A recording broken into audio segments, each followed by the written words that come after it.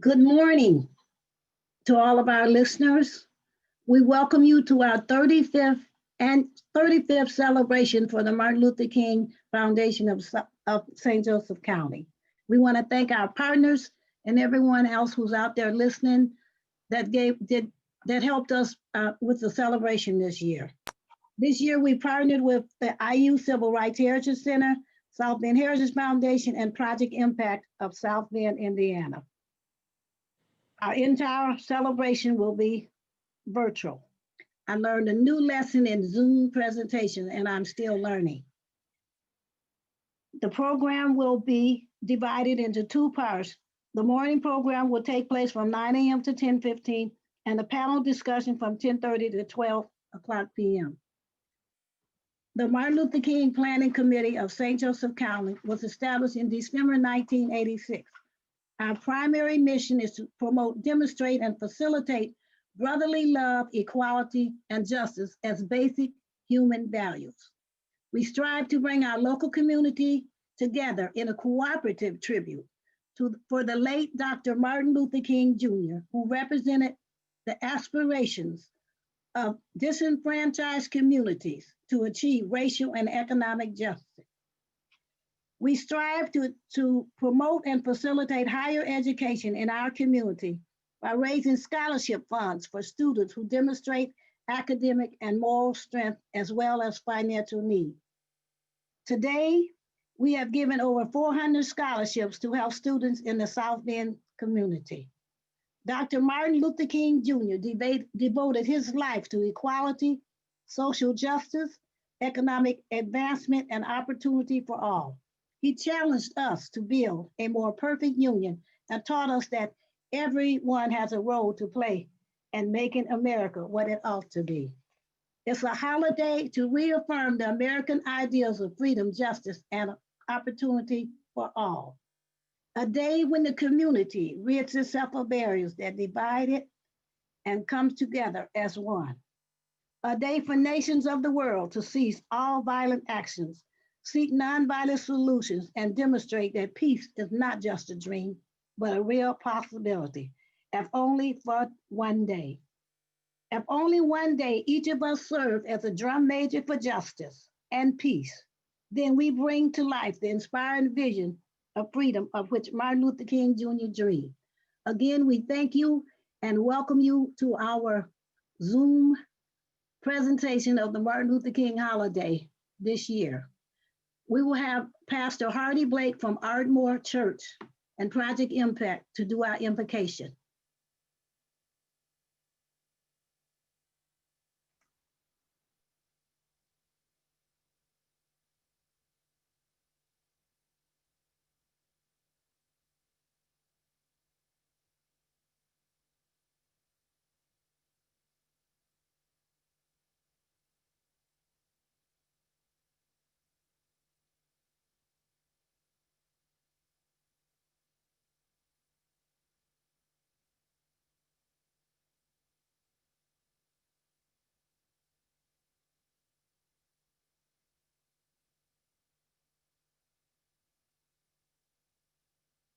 Gladys asked me to do this invocation. Good morning, brothers and sisters, mothers, fathers, children, friends, and others. My name is Hardie Blake, and I am pastor of the Ardmore LaSalle Church of Christ. I am also the founder of Project Impact South Bend. The theme of this MLK celebration is, where do we go from here? Chaos or community? Invocation, formality, and informality. Before we bow our heads in prayer, may I say something about the theme? Read a quote and then invoke God's blessings through prayer. When my sister Gladys asked me to do this invocation, she was well aware of both the formality and informality of invocations. Gladys knows that seldom do I stick with formality. But where do we go from here?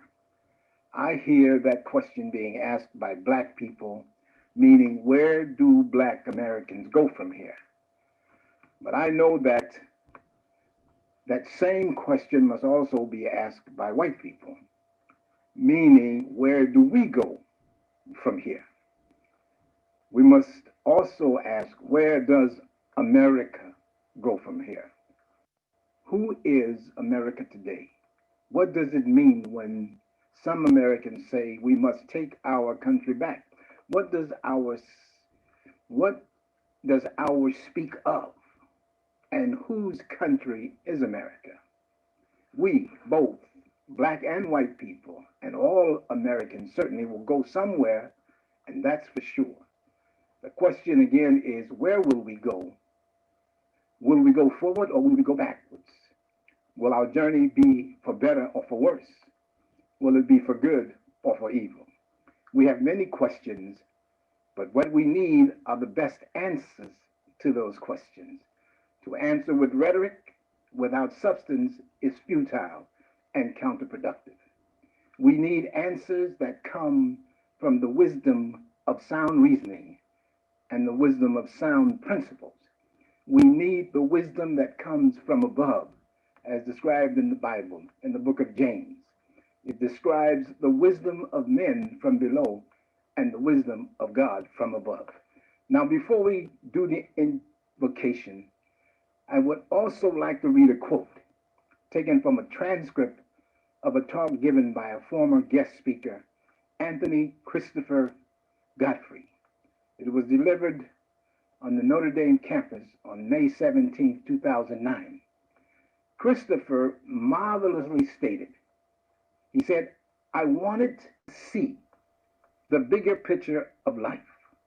I wanted to look beyond the passing world of power and influence and look into reality.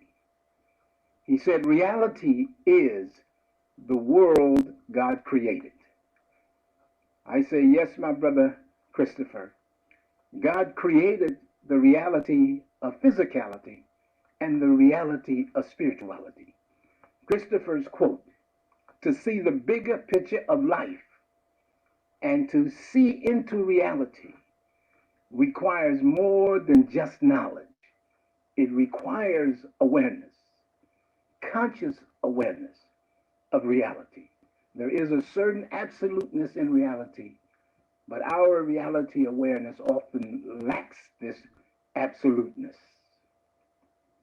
The purpose of an invocation is to invoke God's blessings on the occasion and invoke his presence in the occasion.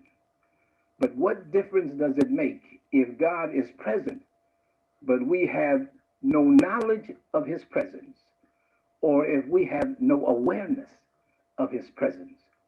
Awareness means consciousness, mindfulness, cognizance, alertness, responsiveness, attentiveness, wakefulness.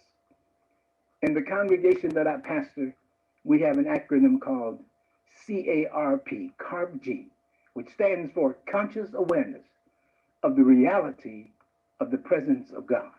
Let us pray.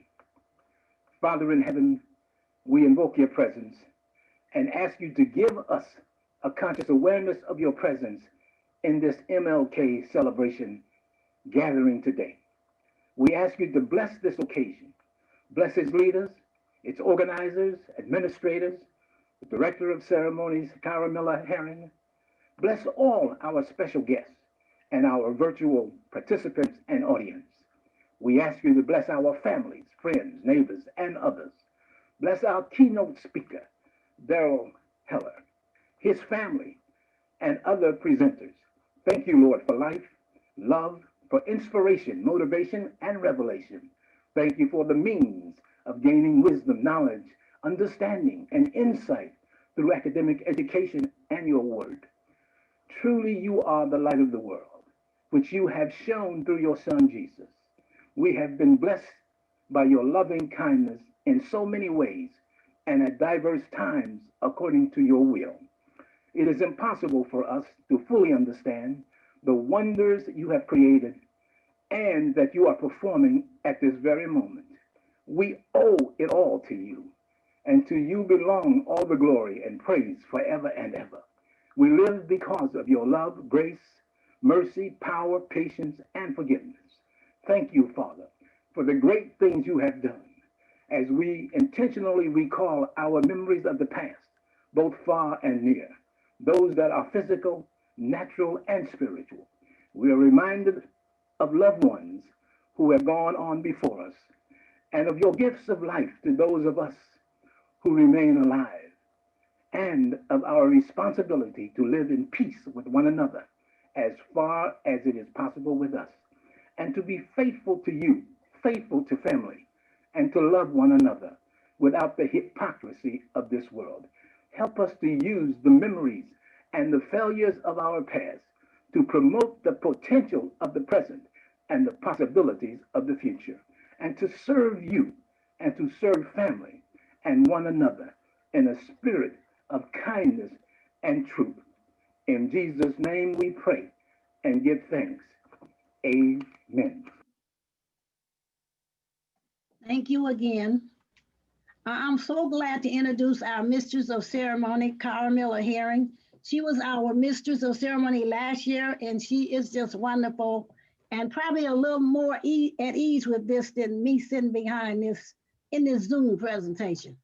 You know what? I feel a little better talking to a group, 800 people at the breakfast last year. I was more relaxed than I am sitting up here in this table at my house trying to get this right. Cara Miller is a South Bend resident and the former director of public affairs for the University of Notre Dame since 2011. She was recently appointed by Indiana Governor Eric Holcomb to a first-time cabinet level position as Chief Equity, Inclusion, and Opportunity Officer for the state of Indiana. We are so proud of her. So, Cara, you take it away. Thank you, Ms. Gladys. I truly appreciate the honor of serving as your Mistress of Ceremonies this morning. Before we jump into it, I just want to thank our sponsors. Thank you to our gold level sponsor, the University of Notre Dame, which is still my current employer for 2 more weeks, a bittersweet time in my life to transition. Our silver sponsors, Four Winds Casino, Pokagon Band, First Source Bank, Mel Hall, St. Joseph Health System. Our bronze sponsor, the Community Foundation African American Fund, and our patron sponsors, Indiana University South Bend, KeyBank, AEP, I&M Foundation, the Episcopal Diocese of Northern Indiana, and Beacon Health System. Please bear with us as we move through this program virtually. If you hear a little bit of dead silence or dead space, we're probably adjusting and switching between videos and speakers. So please hang in there with us. This is the first time, but I believe that you will get just as much out of it as you did when we were able to gather in person. At this time, let us go to a recorded video by Miss Janet Norris singing Lift Every Voice and Sing. This powerhouse is sure to bless us. Ooh,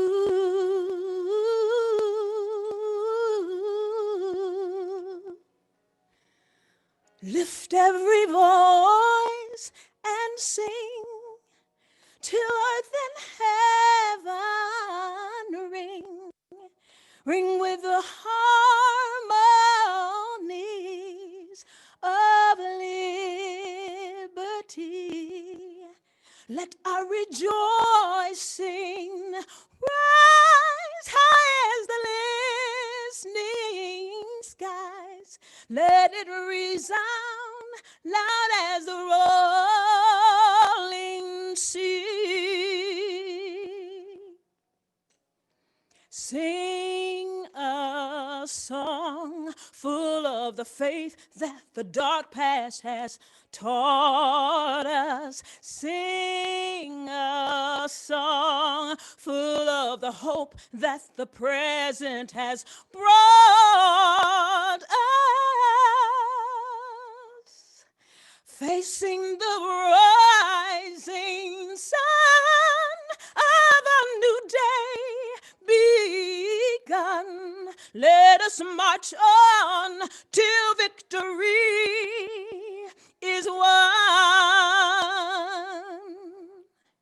Stony the road we trod, bitter the chastening rod, felt in the day that hope unborn had died, yet with a steady beat have not our weary feet come much our Father's side. We have come over a way that with tears has been watered. We have come treading our path through the blood of the slaughtered.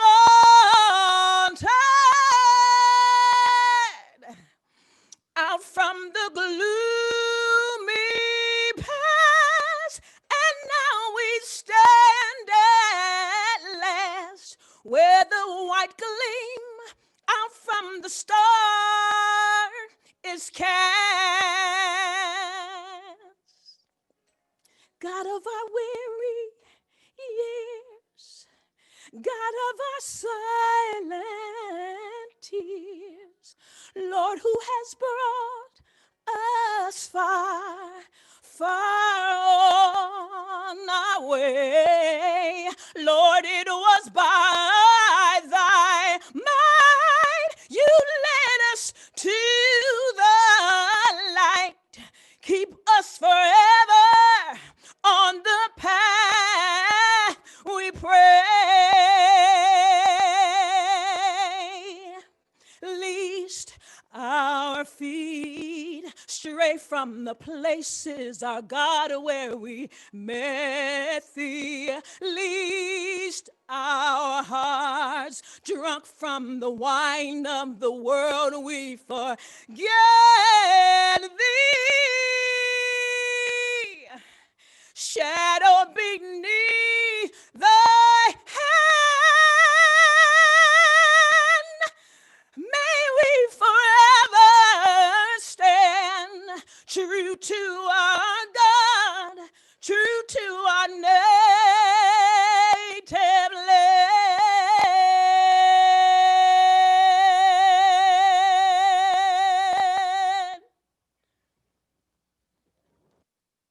Wow, that was phenomenal. I don't know about you all, but I got chills. Thank you, Miss Janet Norris. Just like I get chills when you sing for us in person every year. That was amazing. At this time, we're going to welcome the Reverend Ray E. Owens, Senior Pastor of Macedonia Missionary Baptist Church, and also the State of Indiana MLK Holiday Commissioner, to give us a greeting. Welcome, Reverend Owens. Thank you. Good morning to everyone, and it is good to be with all of you on today. Different environment, but same spirit. Janet is amazing, even in Zoom. So glad to bring you official greetings from our governor, Eric Holcomb, and the Indiana Civil Rights Commission, my executive director, Gregory Wilson. It is the Indiana Civil Rights Commission that oversees the state Martin Luther King Jr. Holiday Commission that works in partnership with the Jewish Civil Rights Commission to work to promote and support the ideas of Martin Luther King Jr. Someone asked at the state, since I brag all the time about the wonderful people and sponsors of St. Joseph County, what are y'all gonna do? Are y'all gonna cancel? And I said, you must not know the people of St. Joseph County. Snow doesn't stop us. Racism doesn't stop us. COVID won't stop us. We improvise, we overcome, we adapt. We have seen some, and I have witnessed some of the greatest people that I've been blessed since 2014 to serve as a representative of Region 1, to be able to tell the entire state about the great activities that go on in St. Joseph County.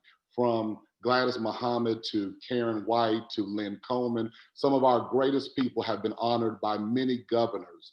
And now I'm so glad that Representative Maureen Bauer represented us this past week at the state, showing off South Bend and St. Joseph County about how great our region is.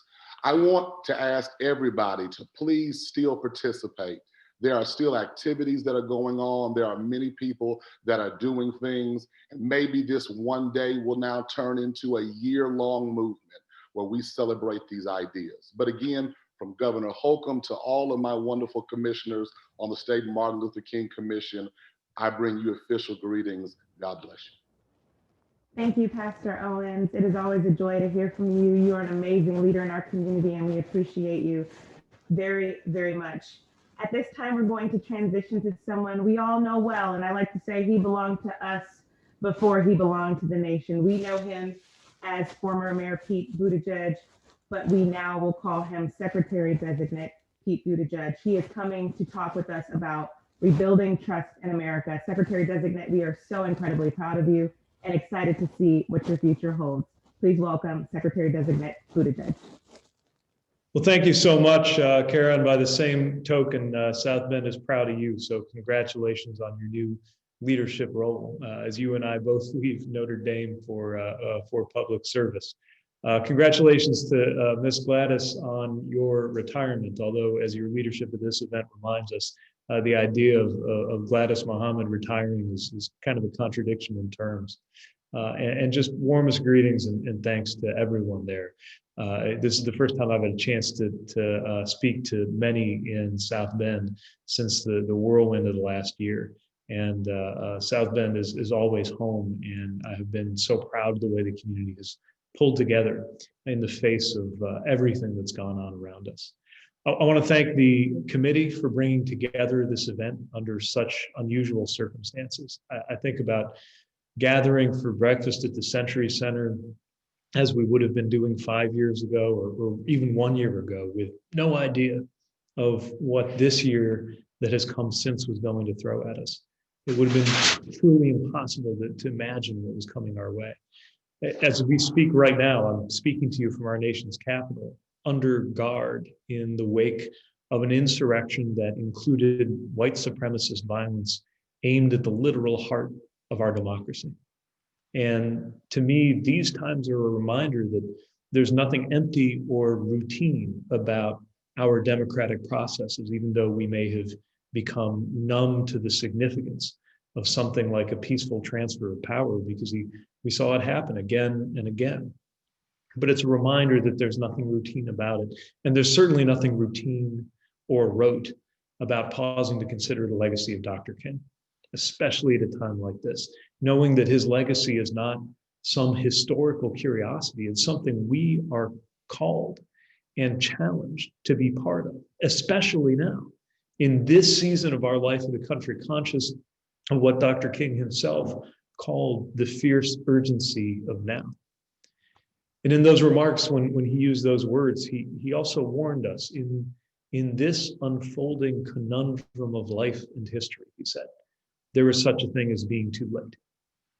And I think America right now is being confronted with the question of whether it's too late, whether we have acted too late to stem the tide of hate, to acknowledge the reality of systemic racism, to recognize that every American, including or indeed especially white Americans, must confront our place, recognize that we have been assigned a place in a racialized system that cannot stand, and that is so much a part of the air we breathe that it could go unnoticed until it really is too late. Some believe it is too late now, that the events of the last month have shown us that America's worst demons have once and for all caught up to us. But I believe this is the exact time when we can and must act to bring about as great a leap toward justice as we've ever seen. Since the cry for racial justice comes through every area of our society and our life, it also means that part of the solution rests with each of us. Every dimension of our social and community and national life touches this struggle in some way. So, for example, consider the assignment that President-elect Biden has asked me to take on, looking after transportation and infrastructure in our country. To some, this might seem like a bloodless and technical enterprise, unglamorous and disconnected from the great moral struggles of our time. But in fact, the way Americans physically move around cannot be separated from the deepest questions of racial justice. In our country, areas have been neglected or cut off from opportunity, so-called transit deserts, and they have often been Black neighborhoods, and not by accident. Scarce transportation dollars have passed over the areas with the least social and political power. Or even worse, transportation dollars were invested in Black neighborhoods in the worst way, like placing a highway in the middle of them to divide them in two. There's a recent article by Vanderbilt Law Review that examined the ways in which these harms built up. They pointed out, for example, that the construction of an interstate in Pittsburgh devastated a Black community called the Hill District, cutting it off from downtown and leading the population to collapse from over 54,000 to 9,500, while some 400 businesses were lost. And these inequities, historic inequities, but present day inequities, are inseparable from the challenges of racial and economic justice that our country has confronted in new ways after the murder of George Floyd. So this is one of the reasons why, if I'm confirmed, equity will so vitally be a priority in the Department of Transportation. It means supporting communities that have historically been denied adequate investment. It means making sure public dollars spent on major projects go to a business base that actually resembles the diversity of the American taxpayers who paid for it. And it means recognizing that legacy of neglect or damage done in the past, something that we in South Bend have seen in so many ways. It's no accident that the civil rights movement's most significant phase began in part with the Montgomery bus boycott. It was about transit and transportation and the way that transit and transportation can help or harm racial and economic justice.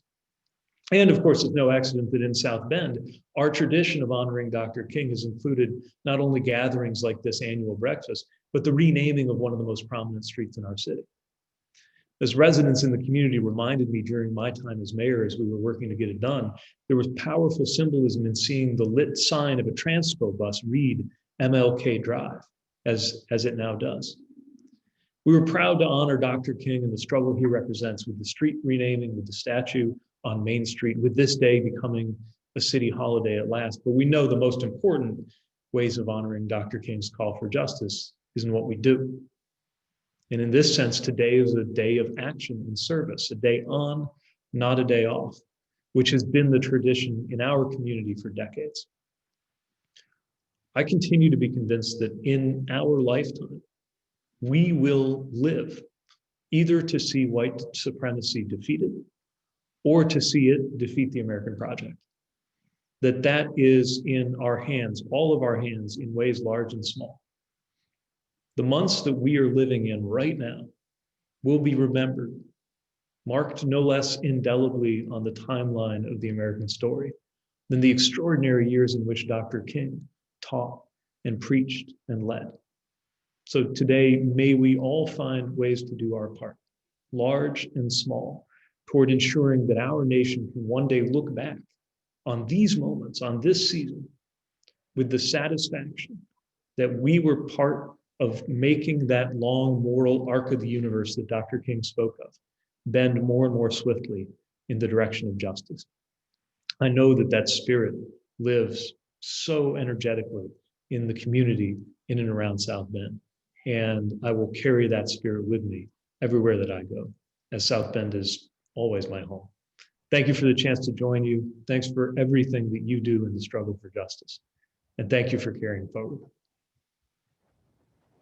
Thank you, Secretary Designate Buttigieg. We are extremely proud of you. Your words were so powerful, and I don't believe it's too late. I believe that leaders like yourself let us know that we can move forward and hope that you were built for a time just as this to lead our nation and to help us see reconciliation and healing as we move forward as a more United States of America. Thank you so much. May God's blessings be with you in your new work. At this time, I have the great honor of introducing our keynote speaker, Dr. Darryl Heller. He is an amazing leader in our community, and I want to share just a couple of lines about the work that he has done over the past couple of decades. Dr. Heller is the director of the Civil Rights Heritage Center at IU South Bend and was named the campus's director for student and community engagement in 2015. He has over 2 decades of experience in the fields of human services, community development, and nonprofit management. Dr. Heller co-founded the Amistad Institute, a New York-based nonprofit organization that designed and implemented educational programs for inner city communities. He received his BA in philosophy from the College of Charleston, his MA in American Studies from Columbia University, and his PhD in history from the University of Chicago. I'm very excited to hear his words today. Please welcome the amazing, outstanding Dr. Darryl Heller.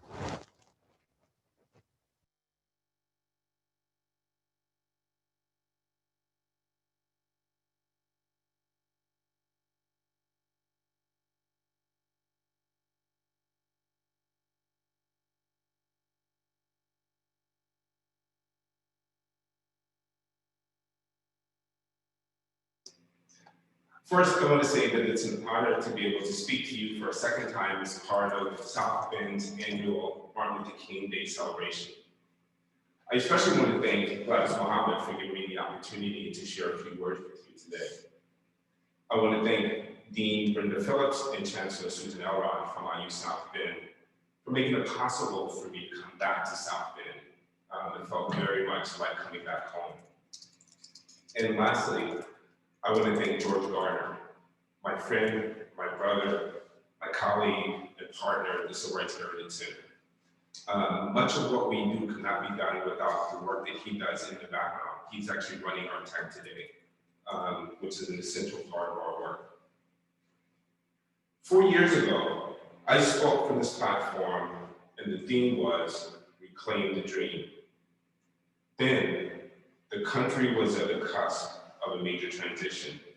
The first Black president's final term of office had come to an end, and we were facing a new administration that had made this position very clear. Women were available to be violated and assaulted at will. Mexican immigrants and people in general from south of our border were viewed as criminals, drug dealers, and rapists. And Black people were insignificant to this administration unless political points could be gained at their expense. Make America Great Again was a slogan meant to dog whistle that white supremacy was alive and well. The theme today is taken from the title of Dr. King's last book, Where Do We Go From Here? Chaos or Community? This was also the title of the last speech that he delivered at the 11th annual SCLC convention in Atlanta on August 16, 1967. That would be the last time that he was to address the SCLC before he was assassinated by the bullets of white supremacy. This question, where do we go from here, is very timely as we stand on this at the crossroads of another set of transitions. Despite baseless charges of election fraud, the current administration is on the way out, and a new government is set to take over. To answer the question that Dr. King posed, as he noted, we must first honestly recognize where we are in order to tell where we're going. And where we are, it seems, is much closer to chaos than community. Although the chaos of the Capitol and the chaos at the Capitol and the underlying causes of white supremacy and nationalism on display the other week are not the creation of this administration, it has given license to express openly hate and string to assertions of white supremacist ideology. What is telling is that so many people were shocked by the sight of hordes of white people rampaging through the halls of our democracy with Confederate flags, anti-Semitic t-shirts, and a news displayed on the Capitol grounds. However, the groundwork for what happened on January 6th was well laid. The first 3 years of this administration witnessed the whittling away of basic institutions that we had taken for granted. A nation founded by immigrants seeking religious and political freedom and priding itself on advocating family values tried to close its borders to Black people from shithole countries, preferring that new arrivals originate from nice white countries like Norway. Brown people, many seeking asylum from violence and oppression in their home country, conditions for which the US played a role in creating, were not only turned away at the border, their children were taken, some less than 5 years old, as a cynical and cruel way of discouraging people from seeking sanctuary in the land of the free. To date, over 550 children have not been reunited with their parents and remain in limbo. A flagrant disregard for science, norms of decorum, and evidence-based truth gave way to alternative facts and personal attacks, climate change denial, and policies that gave tax breaks to the wealthy while putting the greatest burdens on the poor and the vulnerable. And then 2020 came. All would agree that the past year has been exceptional. The nation has been confronted with 3 distinct crises. One, the COVID-19 pandemic, was unexpected, but the other 2, racial violence and political upheaval, are baked into the fabric and soil of this nation.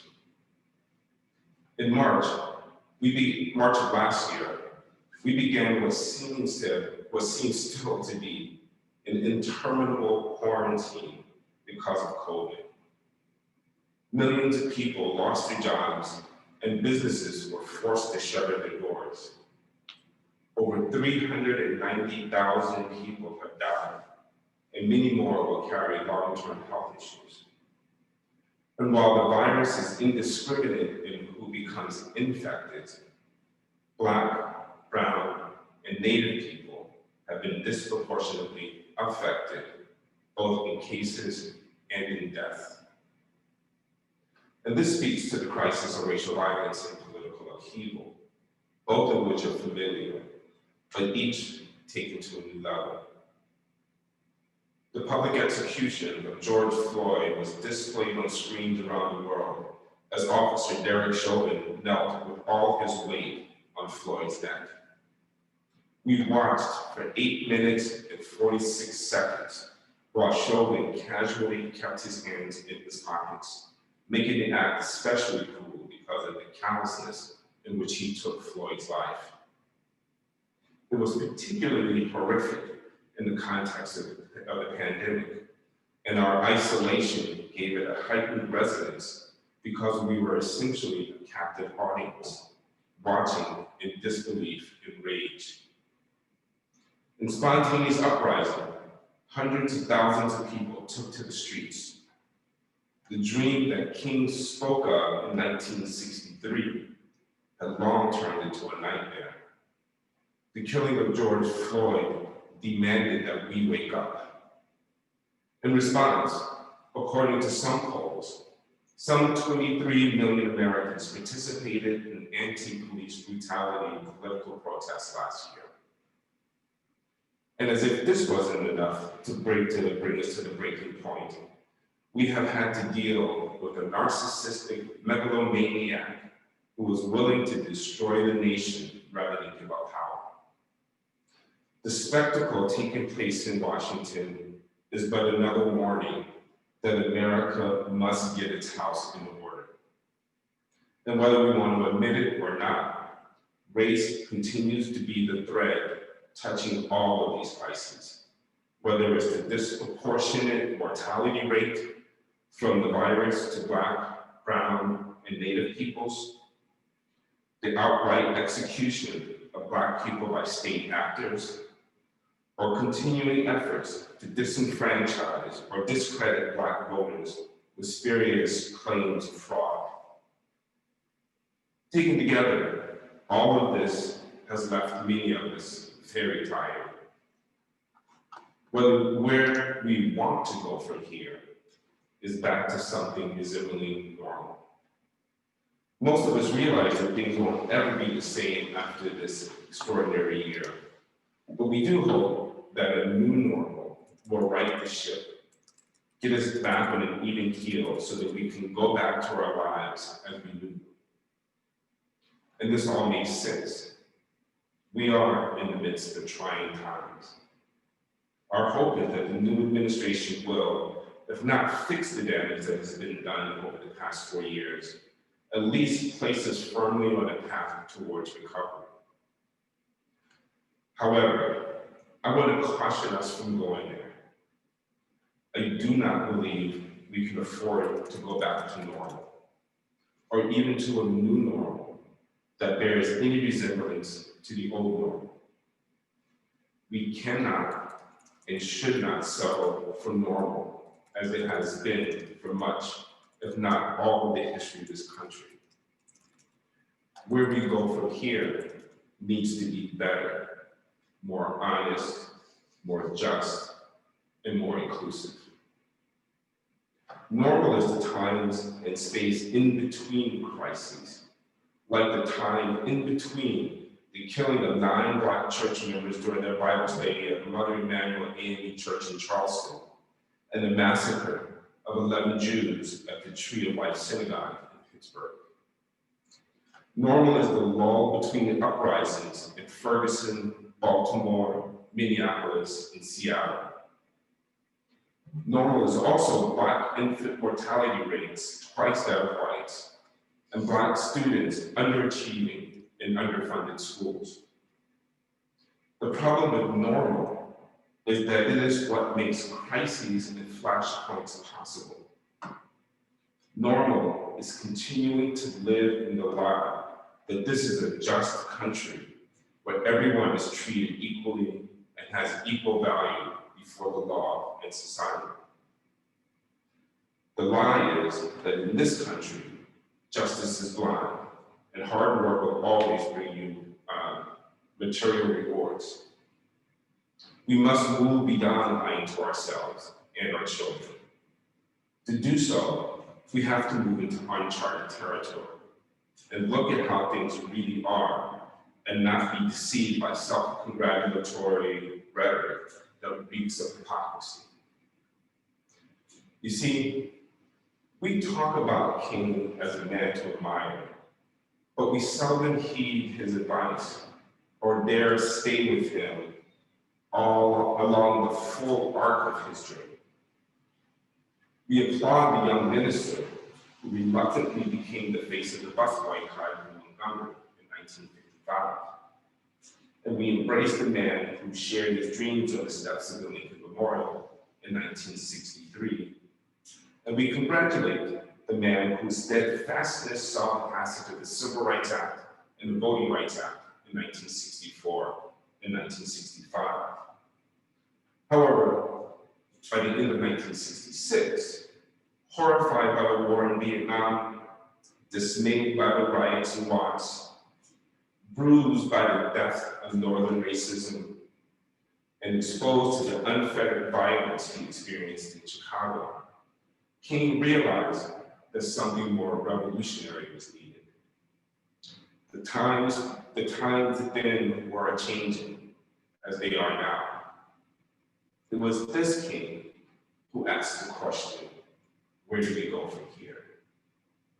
This was the king who had come to realize that this question was not about any particular aspect of America, but was a question we had to ask about the whole of society, its foreign and domestic policies and structures. We had to question not only racial injustice, but also its companion, economic oppression and exploitation. The revolutionary king who sought an honest and inclusive answer to where do we go from here, fully understood that racial justice was at the heart of the transformation that needed to take place to lead us out of chaos and into community. But he came to realize that the fight for racial justice alone was not enough. For years, he noted, I labored with the idea of reforming the existing institutions of society. A little change here, a little change there. But now, he concluded, I feel quite differently. I think you've got to have reconstruction of the entire society, a revolution in values. Dr. King was pointing us in a direction that demanded more than most were willing to consider. The revolution of values was not just a moral transformation, but had concrete material consequences. In the little noted, a significant essay that was published after his death, King wrote, "The Black Revolution is much more than a struggle for the rights of Negroes. It is forcing America to face all of its interrelated flaws: racism, poverty, militarism, and materialism. It is exposing the evils that are rooted deeply in the whole society of the whole structure of our society. It reveals systemic rather than superficial flaws and suggests that radical reconstruction of society itself is the real issue to be faced. It will require, in other words, more than just tweaking a few laws or removing one man from office to realize the beloved community that lay at the end of the journey." King believed, and I agree, that we are past the point of reforming our way to justice. Where we are today and witnessing in real time is a broken society. It is beyond reform, and whatever we hope to come in the next few years will not repair the damage and harm that has been in the making for centuries. So where do we go from here as a nation and as a community? It will certainly require reckoning with our past as we move forward. As Danielle Surratt has observed, the civil rights gains we have made so far are analogous to the kinds of deals that corporations or cities made when they agree to pay out some form of settlement to individuals or communities for the egregious harms they have committed, on the condition that there's no admission of guilt or wrongdoing. While this may create some short-term satisfaction, it is not enough to fully repair the harm and prevent its future occurrence. This failure is why we repeat cycles of harm and why history continues to repeat itself. We have to break the cycle in order for there to be genuine repair and healing, both of which are necessary components of building a beloved national community. To do so entails taking several difficult but necessary steps. We have to acknowledge that the process of building this nation and making it one of the richest in history was done on stolen land and on the backs and bodies of stolen people. We have to admit that the emancipation of 4 million slaves did not give them freedom, but rather relegated them to a caste status as second or third class citizens, a structure that has yet to be fully dismantled. We have to acknowledge the impact of this history and the wreckage to people's lives that it has caused. The damage is all around us, and not just in the ghettos and inner cities, but in rural areas and on reservations. The nation also has to take the time and make the commitment to express remorse for these harms and sit with the pain that has been dealt to those who did not deserve it.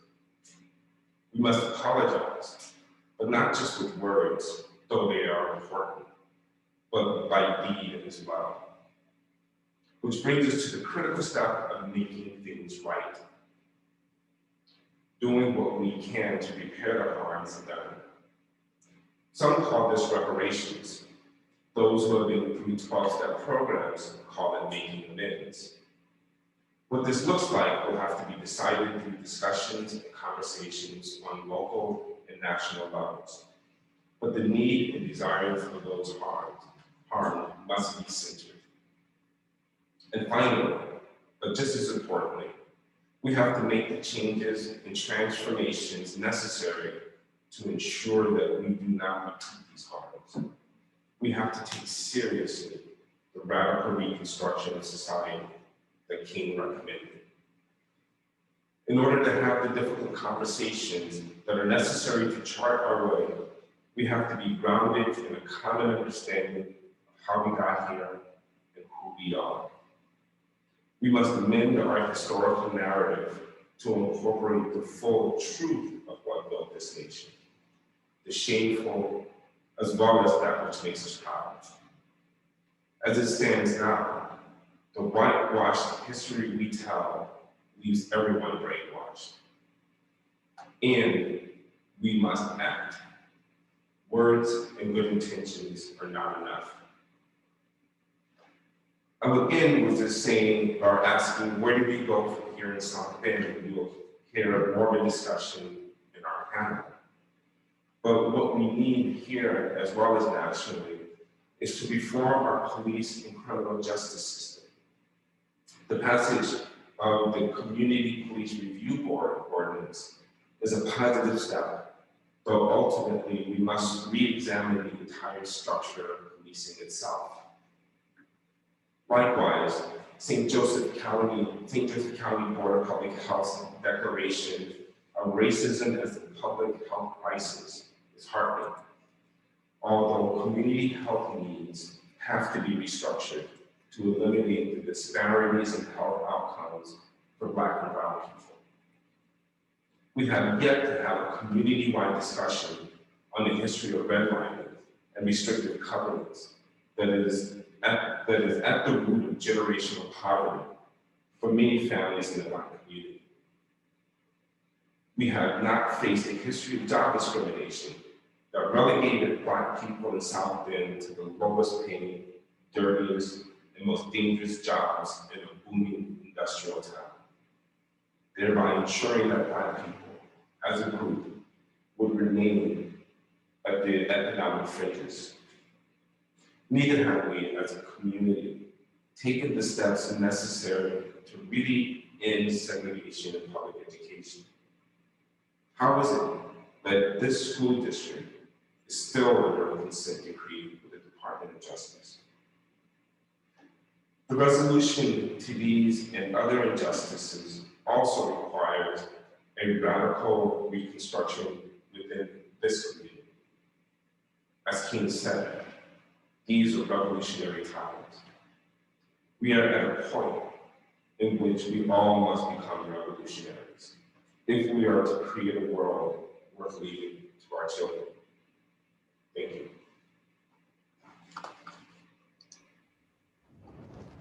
Dr. Heller, thank you so much for those powerful words. The one statement that you made that really resonated with me was, we must act. Words and good intentions are not enough. And I think that you provided amazing solutions that if our business leaders and community leaders were listening, they can move forward with some true action. Thank you, thank you, thank you for being a leader in this community. We're so blessed to have you. At this time, we're going to move to a performance by Delonda Blake. She will be performing Go Rest High on the Mountain, a tribute to COVID victims. Thank you again, Dr. Heller.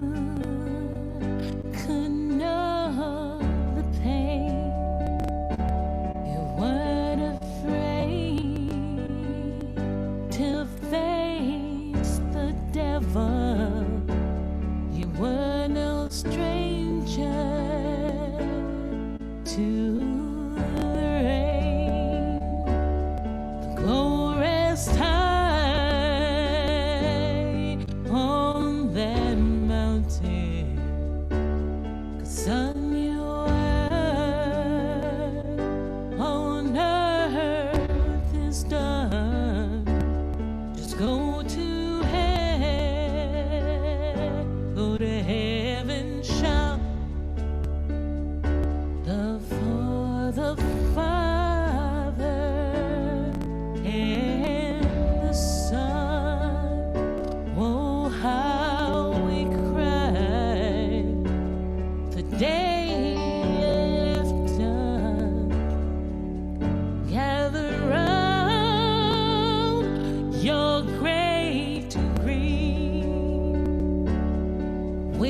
I could see the angels' faces when they hear your sweet voice sing.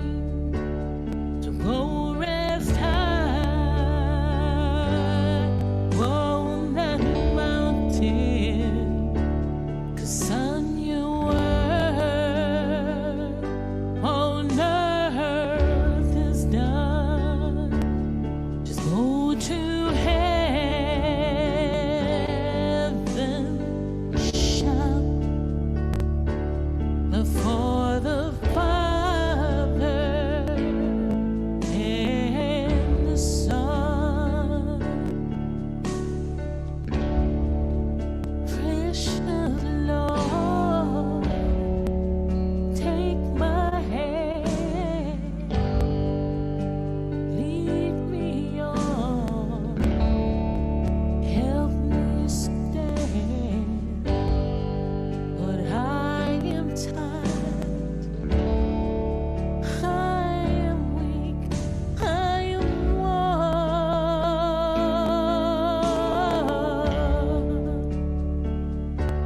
So go rest high on the mountain, 'cause son, your work on this earth is done.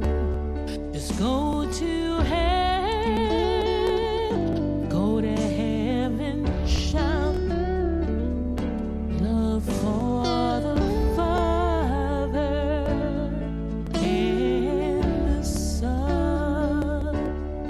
Go to heaven, shout love for the Father and the Son.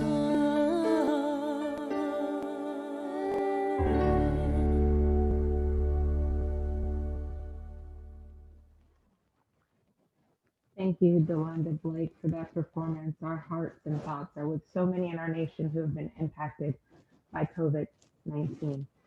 At this time, we would like to welcome our mayor, Mayor James Mueller of the city of South Bend, to present the mayor's Drum Major for Community Service Awards. Welcome, Mayor Mueller. Our first award goes to Judge Andre Gamage. Everyone in Indiana has a right to expunge their records of felonies after serving their terms, but it is a difficult and expensive process. Magistrate Andre Gamage, working with the St. Joseph County Prosecutor's Office and other related entities, spearheaded the creation of Fresh Start Friday Clinic. The clinics help St. Joseph County residents expunge felonies from their records and have their driver's license reinstated. This allowed an opportunity for people who qualified to fully enjoy normal benefits of life without restrictions. This series of clinics impacted over 1,000 people in St. Joseph County. We are deeply grateful to Magistrate Gamage and honor him with this 2021 Drum Major Award for Community Service for his perseverance and commitment to our community. Thank you, Judge.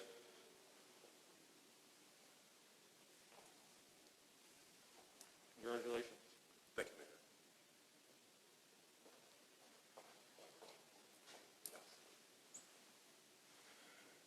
Mayor. And thank you to the City of South Bend, the Office of the Mayor.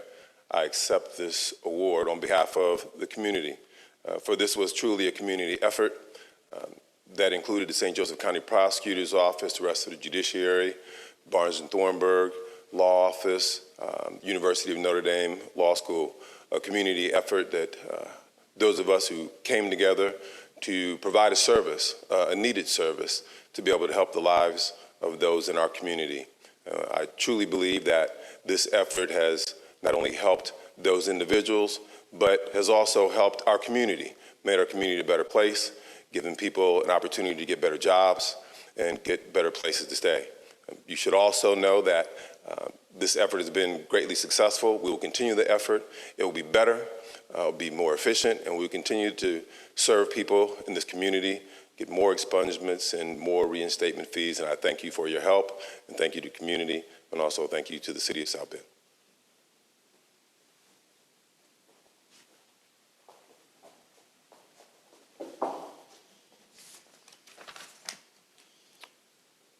All right, our next award goes to Dr. Vincent C. Henderson. When the coronavirus entered St. Joseph, Elkhart, and Marshall counties, many people were faced with loss. Beacon's health system responded to the disastrous situation by opening COVID-19 test sites, as well as mobile testing sites located, especially in low-income neighborhoods and communities of color, where the greatest burden of this virus was felt. Led by Dr. Vincent Henderson, president of Beacon Medical Group, a task force was set up the sites, and within a short time, the testing was implemented. At its peak, Beacon Medical Group was administering 600 COVID tests daily across all of its sites. We are deeply grateful to Dr. Vincent Henderson and honor him with this 2021 Drum Major Service Award for his dedication and to helping keep our community healthy and safe.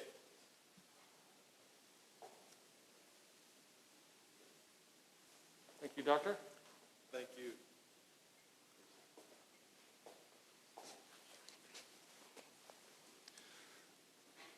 Thank you, Mr. Mayor. Thank you to the City of South Bend.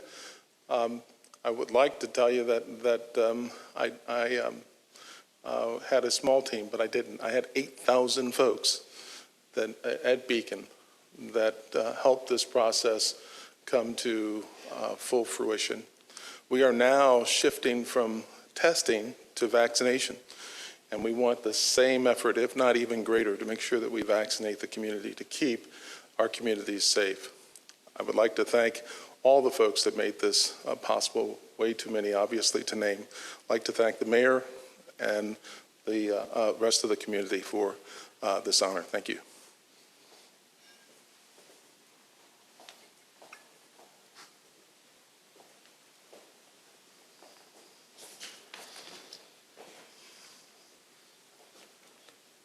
Our next awardee goes to someone I'm familiar with and work on a daily basis, our police department here in South Bend.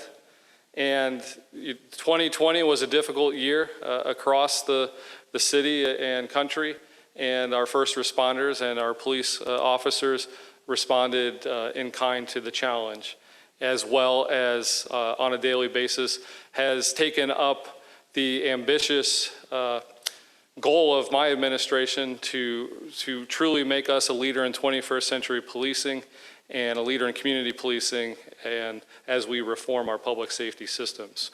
So I am deeply grateful for our police department and our officers for what they've been doing and what they are committed to doing, and honor them with this 2021 Drum Service Major Award for Community Service. Thank you.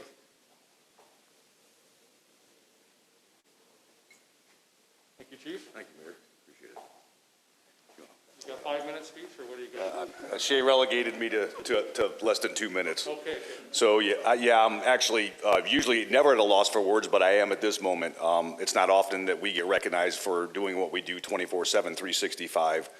But that's what these officers have been doing. So on behalf of the South Bend Police Department, thank you so much, Mayor, and to the Drum Major Committee for hooking us up with this. Is very nice to be recognized.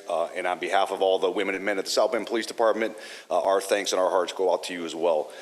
This is just so eerie, so to speak, that you know, with Martin Luther King celebration, recognition, and all the events going on, one of the most poignant things that Martin Luther King that we live by, or we try to live by, is his saying of what are you doing for others? And I think this recognition exemplifies that. This can only start, it's only a beginning, and we hopefully strive to always get better. So thank you, much appreciated.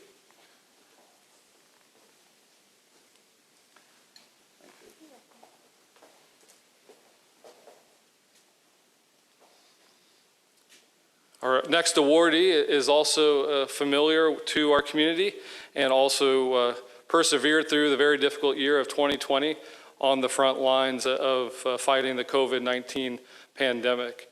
And here today is one of my first appointments to a city department that wasn't someone who served in that capacity from a previous administration. So I'm pleased to honor and grateful to the service of our fire department in South Bend, and for the 2021 Drum Major Service Award for Community Service, here's Chief Carl Buchanan.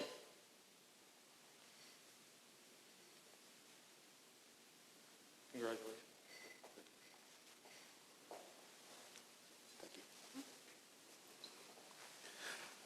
Thank you, Mr. Mayor. Thank you, citizens of the city of South Bend. On behalf of the men and women of the South Bend Fire Department, I'm accepting this award. I'm so humbled, as we all are. Yes, we're on the front lines, just as my associate, Chief Ruskowski, had mentioned, that we do this 365, 24/7, and we do it in regards that we put our citizens first. It is the service that we provide for you that determines who we are and gives us the courage to go out and do what we do. But it is with the association of all of those around us, the administration, all of the other departments, it is with their help and their collaboration that allows us to do the great things that we do for this community.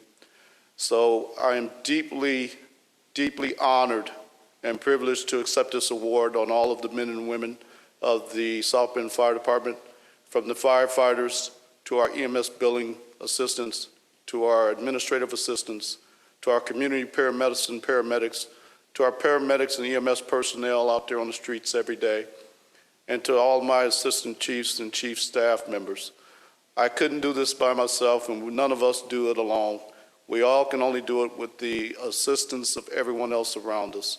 And on behalf of the South Bend Fire Department, I am so greatly honored to accept this award from the Drum Major Committee and from the mayor in honor of all that we do. And just as my associate mentioned, Martin Luther King, what a great individual to lead a revolution, to try to stand for equality, to build and to improve upon our existence on this earth. And it is with great honor that I hope that we continue to do so together. Thank you.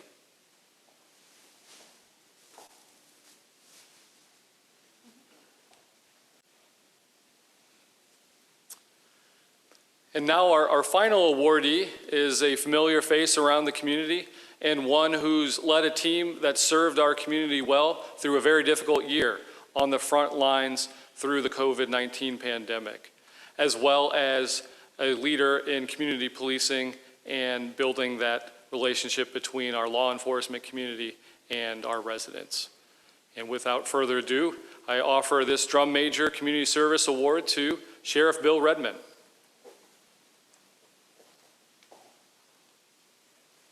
Congratulations. Thank you.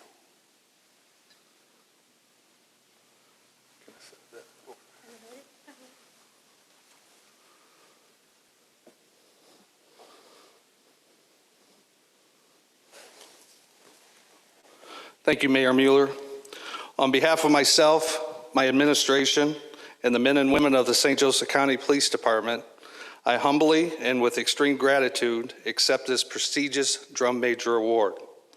I would like to thank the MLK Planning Committee and those responsible for nominating our department for this award. What a great honor it is to have our entire police department recognized for their work within our community. I will be the first to admit we have one, if not the best police departments in the state of Indiana and throughout this entire country. The men and women of the St. Joseph County Police Department are hardworking individuals and dedicated to the safety and security of its citizens. I look forward to continuing our work and building in these positive community relationships with all of our citizens. Lastly, I would like to share a quote from the late Reverend Dr. Martin Luther King. I have decided to stick with love. Hate is too great a burden to bear. With all the hatred we have witnessed in this world, how better to honor his words and legacy. We must treat people with more love and humility and with less hatred. Thank you, and may God bless each of you and your families. Thank you so much, Mayor Mueller and the City of South Bend. Congratulations to Dr. Henderson, Judge Gamage, Chief Rashkowski and the South Bend PD, Chief Buchanan and our South Bend Fire Department, and Sheriff Phil Redmond and our Sheriff's Department. At this time, we would like to welcome the Mayor of the City of Mishawaka, Mayor Dave Wood, to present the Drum Major for Community Service Awards for Mishawaka. Welcome, Mayor Wood. Thank you very much. What a pleasure to be here. I wish we could be in person. The only thing I'm going to miss is the, more than seeing you, is the famous Century Center scrambled egg casserole that has become traditional at this event. But of all the things throughout this year that have been canceled, it is vitally important that this event has not been canceled, and that we found creative ways to host and continue to have this. And so very grateful to Gladys for hosting this on Zoom. Other than potentially Janet Norris, our previous drum major winner from Mishawaka, Gladys rocks Zoom better than anybody I've ever seen. But I just look forward to being with you all next year again. But I want to go ahead and read some praise for some people who are very special to me, our drum major winners. Our first awards go to the employees of the City of Mishawaka, my coworkers. The City of Mishawaka employees have been challenged in providing their services to its residents during this pandemic, and they have continued to deliver them uninterrupted and with ingenuity, professionalism, and courage. Often they had to modify the way they work in order to follow the safety restrictions needed to halt the transmission of the COVID-19 virus, but they managed. The departments and their staffs have shown many acts of bravery, compassion, dedication throughout the year, and I'm very proud of them, how they answered the call, and especially proud to call them my coworkers. We are deeply grateful to the City of Mishawaka departments and their employees, and honor them with the 2021 Drum Major Award for their dedication and commitment in making the city services continuously available without interruption. And while I can't have them all 550 employees here in my office, they are at, we think, the first Zoom watch party of its kind in the City of Mishawaka. Socially distanced, of course, Dr. Fox. They are over there and watching this great event here. So to them, I'm eternally grateful. Asked a lot of them. We are in government, essential service. It's our duty to really serve our citizens. It's a solemn oath that we swore to take, and ask them to deliver those services in this most difficult time that any one of us can remember in our lifetime. And they did it uninterrupted, with fear of what was going on out there, what was happening, fear even within their own home about what their continuing to serve might look like. But again, they answered it with bravery. Couldn't be more proud of them. And so I will make sure that they get the award, and I know they will be very proud of that. Secondly, to somebody who keeps us all serving on the front line without interruption, is a person who I've come to know, come to admire, and come to trust implicitly. And she has made all of our service possible with her great care. She cares for her flock in such a way that she's never off duty, always on duty, 24/7, 365, reminds me of an old-fashioned hometown doctor. She gives that kind of care. And it doesn't just stop with medical care and advice. It's providing basic necessities for those who she thinks might be in need of them at any particular time, or words of wisdom, or just friendship at a time when it's needed the most. And it's Dr. Migliori. The Health and Wellness Center provides health care to the City of Mishawaka employees. Dr. Michelle is the primary physician who, when she started at the clinic, visited every department and spoke with every employee so that she could meet her, so that they could meet her and have confidence in using our clinic. Her major focus is on prevention, and she has worked out plans with every department in order to limit illness. During the COVID-19 pandemic, Dr. Migliore has advised all who have come into contact with COVID-19. She makes sure everyone is following CDC guidelines and administered the COVID-19 test regularly, probably hundreds, if not thousands of times. We are truly grateful to Dr. Michelle Migliore and honor her with the 2021 Drum Major Award for her incredible commitment to the health of our city employees. And I personally thank her, and we all love you, Dr. Migliore, and she's on Zoom here. Thank you, Mayor Wood. Thank you to the city. Thank you to everyone at the clinic. It really does take a village, and we're proud to be a part of the village. And Mishawaka is a great place to be and very supportive of all that needs to be done. Thank you very much. We appreciate it. Thank you.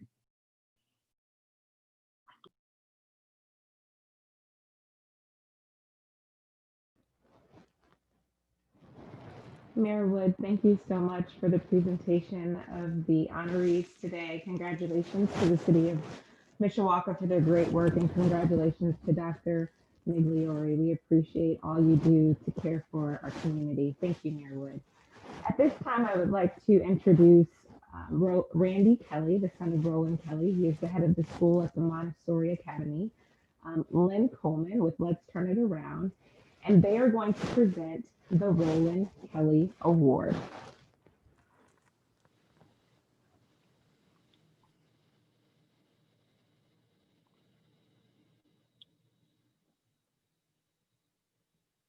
Thank you very, very much, Kara. Good morning, everyone. I hope all is well. Randy, it's good to see you again. Great to see you as always, Lynn. Just sorry I can't be with you up on stage this year. We'll get another chance. Would you like to start off the award presentation? I'd be happy to. It's really my distinct privilege this year on behalf of the entire Kelly family to say a few words about B. Patrick Bauer, someone for whom my father had a great deal of affection and respect because of his selfless work to our community for so many years, for 50 years, in fact. B. Patrick Bauer has faithfully served the South Bend community as a member of the Indiana General Assembly, having been reelected for 25 terms. He is the longest serving member in the history of the General Assembly. And while in office, he served in many top level positions. Lynn, why don't you take it from here? You're extremely right, Randy. What an incredible man. He's championed causes such as education, environment, tax reform, Indiana penal system reform, appropriations for Indiana University, South Bend. He supported public education as a result of having worked for the South Bend Community School Corporation for over 30 years, 17 years as a teacher, 16 years as an administrator. He's just done phenomenal work in and around this community and for the state of Indiana. And because of that, we're extremely grateful to B. Patrick Bauer and to honor him with the 2001 Roland Kelly Award for his preservation and longstanding dedication to serving our community. B. Patrick, thank you very, very much, man, for who you are and what you've done and meant to this community. God bless you and thank you. Thank you, Lynn Coleman, and thank you, Martin Luther King Jr. Foundation for this Roland Kelly Award. And Randy, I thank you for your words. It's been an honor to serve South Bend, and I think we were able to do great things. And I think one demonstration of that is the IUSB campus, which started with one building, and now there's a major campus. Unfortunately, for the rest of the state, they had to also expand it to 8 front doors for Indiana. So Martin Luther King Jr. Foundation, St. Joe County, thank you. And they wanted me to hold the award up to show you, and I don't know if you can see it. That's the award. Thank you very much. Thank you again, Martin Luther King Foundation. Congratulations to the Honorable B. Patrick Bauer. Well deserved. Thank you for joining us today to receive the award. At this time, we're going to keep it going with Mr. Lynn Coleman as he presents the MLK Community Service Awards. Thank you, Mr. Coleman. You're welcome. Thank you so very, very much. And to you again, congratulations on your appointment. And we wish you well. Thank you. I have the pleasure of now presenting 2 awards to 2 special people and organizations in our community. First, for the Food Bank of Northern Indiana. The Food Bank has taken on the task of addressing the problems of hunger, insecurity in Northern Indiana. With the presence of COVID-19 and the need for food has grown greatly as citizens in our community have lost income and can no longer provide food for themselves and their families. Securing food for distribution became very challenging, but through the preservation and hard work and contribution of many volunteers, it's been able to keep providing this service for our community. The food bank has humbly, the food bank organization is humbled by the support of the community, and it navigates this rapidly changing environment. We are grateful to present the Food Bank of Northern Indiana and to honor them with the 2001 Martin Luther King Community Service Foundation for its tremendous and ongoing contribution to our community. And to receive the award for the Food Bank today is Marijo Martinec. Thank you, Marijo, and congratulations. Thank you, Lynn. On behalf of the Board of Directors and staff of the Food Bank of Northern Indiana, thank you to the Martin Luther King Jr. Foundation and South Bend Heritage Foundation. We are really humbled to receive this Community Service Award, and we share this with our volunteers, our partners, and all the individuals, businesses, and organizations in our community who have helped us and continue to help us feed the hungry. This has been a time of great need, and we are grateful for your continued support. Again, thank you very much. You're more than welcome, and thank you for your service. Now, we'd like to recognize Dr. Mark Fox. Dr. Fox has become a familiar face on local media and throughout our community, keeping our county up to date on the spread of the coronavirus and delivering the various actions we can all take to help end this pandemic. The St. Joe County Health Department staff, collaborating with other agencies to collect data, analysis, and to make recommendations to take actions to help the citizens of the county keep healthy, safe, and reduce the transmission of this invisible and silent disease. Dr. Fox, we certainly appreciate you and all that you do. And because of the work that you've done, people associate you with being our local Dr. Fauci. So thank you very, very much for your service, and congratulations on being the recipient of the 2021 Community Service Award from the Martin Luther King Community Service Award. Lynn, thanks very much for those kind words. And being compared to Dr. Fauci is one of the nicest comparisons. It's Dr. Fauci. Some of the comparisons I've gotten before. But I'm really profoundly honored and humbled by this recognition. And I'm humbled, I think, for 2 reasons. First, although the recognition is singular, it really reflects the dedication and work. And so I acknowledge with gratitude the work of so many of my colleagues at the Department of Health who have been tireless and selfless and dedicated in the COVID-19 response. I'm also humbled by the recognition of the costs and losses associated with the pandemic in terms of lives and livelihoods and educational opportunities and social gatherings and other things, and recognize that those risks and costs have not been distributed equitably. And so the COVID-19 pandemic really has exposed in stark fashion the profound inequities that are experienced by too many, but have been acknowledged and addressed by too few. And so I think those underscore the importance of Dr. King's legacy and really highlight this fierce urgency of now that call us to act to address those inequities. So Lynn has done his part and delivered the award. I'm really grateful for this recognition. So thank you very much. Thank you, Mr. Lynn Coleman, for the presentation of the MLK Community Service Awards. Congratulations, Dr. Fox. Thank you for your service. And congratulations to the Food Bank of Northern Indiana.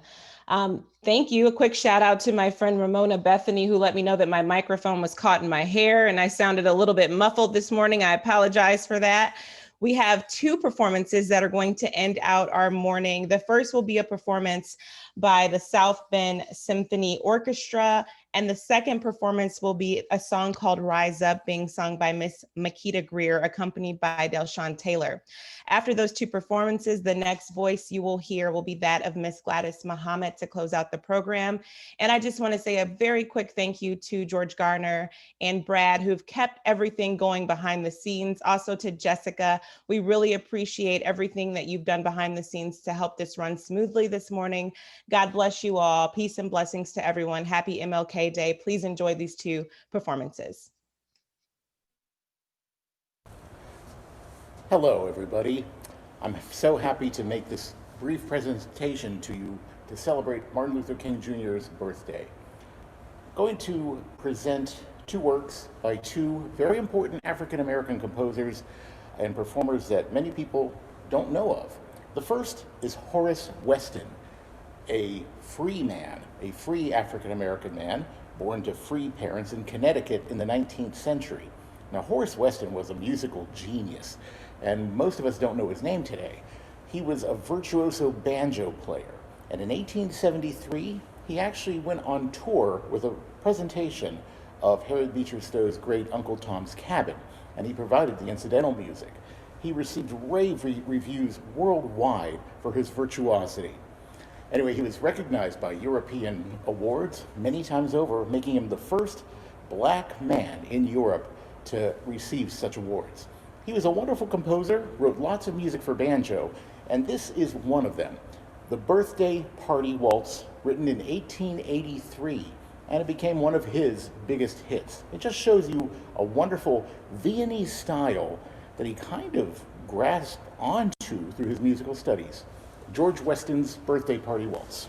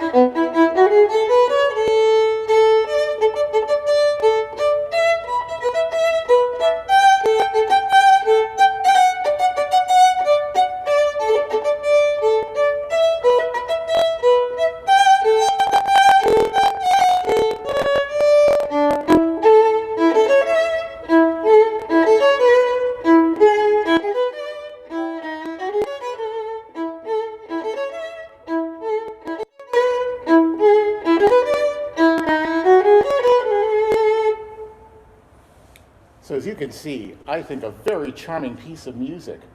On to another very important composer and performer. This man's name was Clarence Cameron White. Now, Clarence Cameron White was the rare virtuoso classical violinist that was an African American around the turn of the century between the 19th and 20th centuries. He studied with the greatest violinists in America at that time, went on worldwide tours, became acclaimed as a great violin virtuoso, and he was also a composer.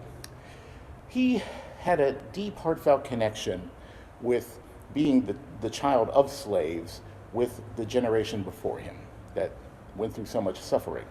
He wrote a lot of arrangements of slave spirituals, and in probably his most celebrated work, the Bandana Sketches, his title, he arranged 4 spirituals that meant a lot to him.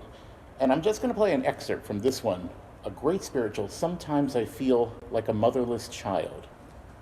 It does show off his very, very excellent understanding of good violin writing.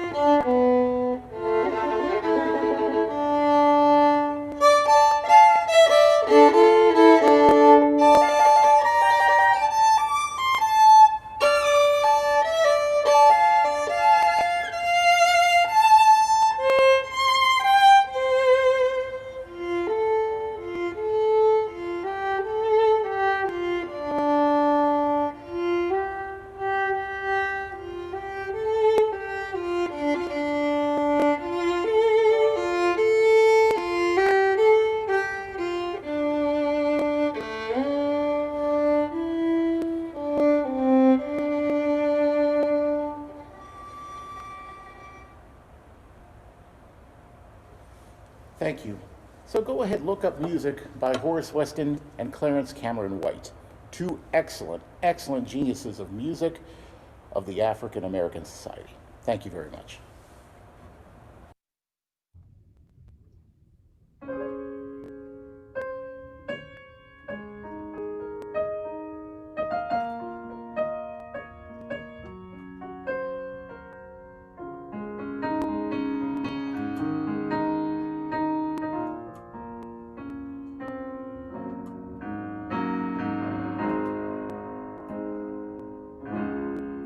Broken down and tired of living life on a merry-go-round, and you can't find a fighter, but I see it in you, so we can walk it out. Move mountains, we can walk it out. Move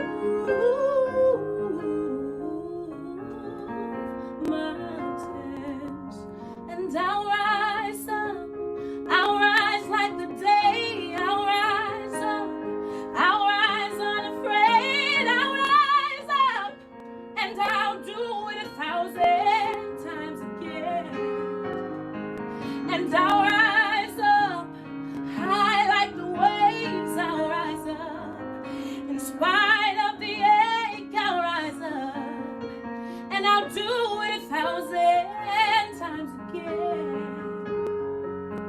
For you, for you, for you, for you.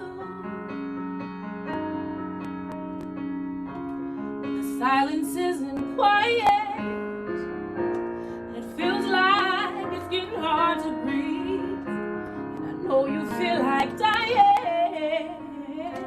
but I promise we'll take the world to its feet and move mountains. We gon' walk it out and move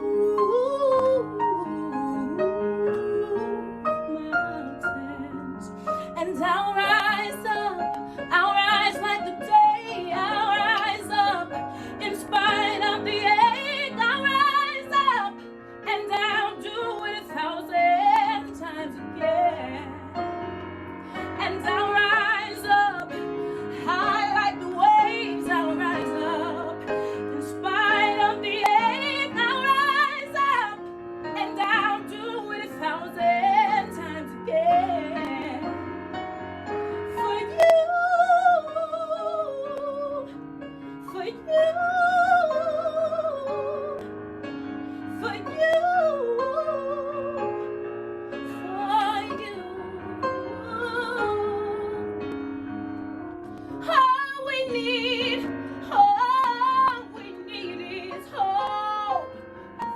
we have each other.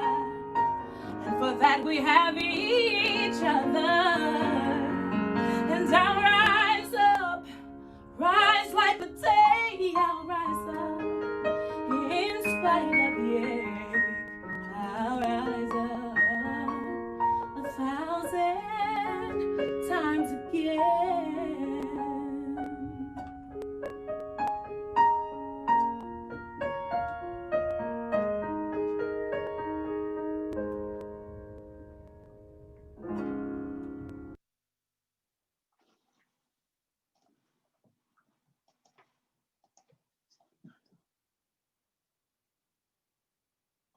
I'm just going to say thank you, thank you, thank you so much. Thank you to Cara for being our MC. And thank you to Makeda and Mr. Nicholas and all of our awardees for staying with us today and helping us to celebrate Martin Luther King Day. I also want to give a special thanks to Jessica Kitchens and George Gardner for helping us with this Zoom. Great, if we were at Century Center, we would be doing a great big clapping hands with everyone who's participated. And now we're going to move right on to the panelists. Deb Stanley will come aboard and we'll be moving to the panelists to talk about now is the time to make real the promise of democracy, to make justice a reality for all of us. Again, we thank you, and stay tuned for the panelists. We might take a few minute break. I'm not sure, Deb. So if you're there, sound out. I am here and ready to go. So thank you all for joining us. This has truly been a wonderful, spiritual, uplifting morning. So relevant to Dr. King and his ongoing forever messages. As Gladys said, now is the time to make real the promises of democracy, to make justice a reality for all of us. And we have an incredible panel of folks here this morning to carry that message forward. You know, when we think about where do we go from here, chaos or community, I am honored and privileged to present to you this morning 5 panelists who I've had the honor and the pleasure of working alongside in this community in their efforts, our efforts to make this wonderful place to be. When we talk about South Bend and we love South Bend, there are those of us who truly love South Bend and wouldn't be anywhere else on this planet. And so I am going to introduce each panelist individually. Each one will have 10 minutes to present their message. And then we will reserve 30 minutes at the end of the panel for questions. There is a Q&A box available to folks. If you want, as we go along, to put your questions and answers in there, I will be monitoring that. And so we'll be able to ask questions from the audience at the end. Our first panelist is Maggie Gibney, Sister Maggie Gibney, who's been a long time activist in our community. She comes from a long line of community activists. Everybody's familiar with her father, Jeff Gibney, and all that he done to renovate our community. So today she'll be talking about resources. And a lot of times, too often when we think about resources, we immediately think monetary. But resources, she's going to shift our thinking from resources in that narrow term to broaden the scope of when we talk about resources in this community. Resources can be human, and human resources are so valuable. When we talk about unifying our efforts, that's a resource. And so when we think about giving, you know, do we give nationally? Do we give locally? Do we give directly? So Maggie is here to respond to all of that. And so I'm going to turn it over to Miss Maggie Gibney right now to talk about the real meaning of community and resources. Thank you, Maggie. Thank you, Debra, for the wonderful introduction. Thank you, Gladys, for always encouraging us to be leaders and be involved in our community. It's always a wonderful opportunity to be a part of this wonderful day, and happy Martin Luther King Day to everyone. As Debra just said, I'm going to talk about bridging the gap and strategies to helping create stronger, more equitable communities for all of us. And so for Martin Luther King's last book, the question was, where do we go from here? Chaos or community? And so I want to talk about some of the things that I've observed in our community, and we want to move from confusion to inclusion and collaboration. And as Debra just said, we did a little run through yesterday, and I said, I'd like to highlight that in this community, we are extremely resource rich. We've got many, many agencies and programs and services. And most importantly, we have the people in our community. They have experiences, they have perspectives, help us. They can, once their voices are brought to the table, they can really help us find solutions. We've also noticed that unfortunately, we do have some poor public health outcomes in St. Joe County. Right now, the infant mortality rate for Black babies, they are 4 times more likely to die within the first year before their first baby than white babies are. We've got high rates of obesity still, high rates of gun violence. And that message to some of us that are involved in nonprofit agencies and social service agencies are that that's an opportunity for us to kind of streamline our collective approach. And we need to work on intentionally building those relationships and openly share our resources to collectively work on our community challenges. And again, those resources are making sure that everyone's brought to the table to help make these decisions. So the question is, how do we better support and expand the capacity of the impactful work that our smaller nonprofits are already doing every day to help advance and enrich the lives of some of our most vulnerable community members? I believe a wonderful strategy is begin by listening to the reoccurring questions and concerns of our nonprofits rather than to make assumptions. I did want to run through about 4 reoccurring questions and concerns I've heard since I've moved back to South Bend in 2013 and now more recently. I hear a lot of agencies at coalition meetings say, you know, I need to collaborate to receive funding. A lot of people don't really know what that looks like. How do I share a grant with someone? How do I share those numbers? How do we divide this? Who do I know wants to collaborate in a community? Who does something similar? Or how can they fill the gap in resources that I offer? I was told I need to work from a collective impact model or framework. A lot of people don't know what that means, but they're tasked with that challenge, that you need to share measured outcomes. You need to stay in constant communication. We'll talk about that in a little while. I want to diversify my board because I want to have additional people at the decision-making table. I hear that a lot. And I think the challenges some people have is if they're staying in their specific network or in their focused area and they're not meeting other people in the community, they're having a hard time really making that a reality. So we want to create a space and a platform to make that an easier and applicable, actionable item. The most recent is racism is now finally deemed a public health issue. The question that I've been hearing is now, how as a community in St. Joe County, do we come together and create an action plan? Is someone already working on this? Is a coalition focused on this, and how do I get involved? All these questions point back to say, if we're not more intentionally connected in our community, this is such a grassroots strategy, but put everybody in the same room, right? Get a chance to know each other, have some structured points in a meeting, and then also have some open, unstructured time where we really get a chance to know each other outside of the office. So 2 strategies that I'm going to talk about today have been born through community voices, people who work in the front lines, people who are organizational directors, and community members that have a difficult time navigating our system.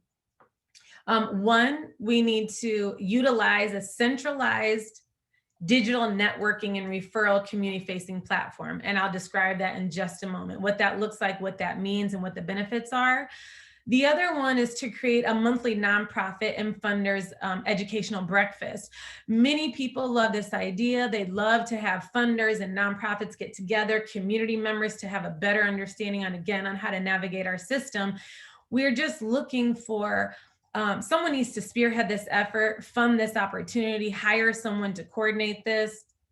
And the outcome, the goal of that would be a strengthened strategy to truly creating a more equitable playing field for all of our organizations, big and small. Those who are informed, like the schools who know to measure their outcomes, and smaller community organizations that are doing phenomenal work in our community, but they more focus on their impact rather than understanding all the nuts and bolts and rules and regulations to writing grants, receiving funding, and collaboration.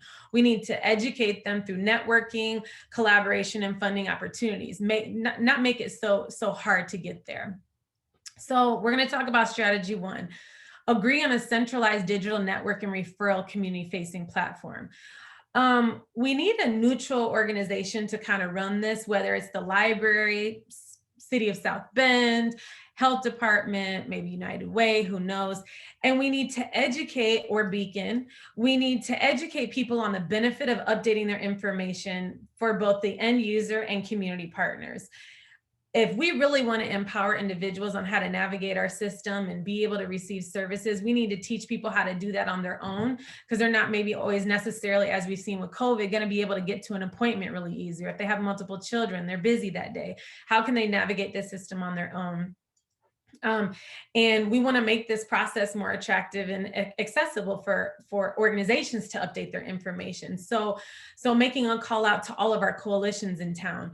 After you have a meeting, make that announcement again. Make sure you're updating in this platform. We've got kiosks here to make it easy for you to update that information so you can easily refer to one another.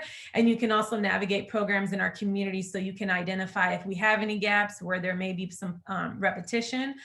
And this can help streamline a referral process as well for our organizations.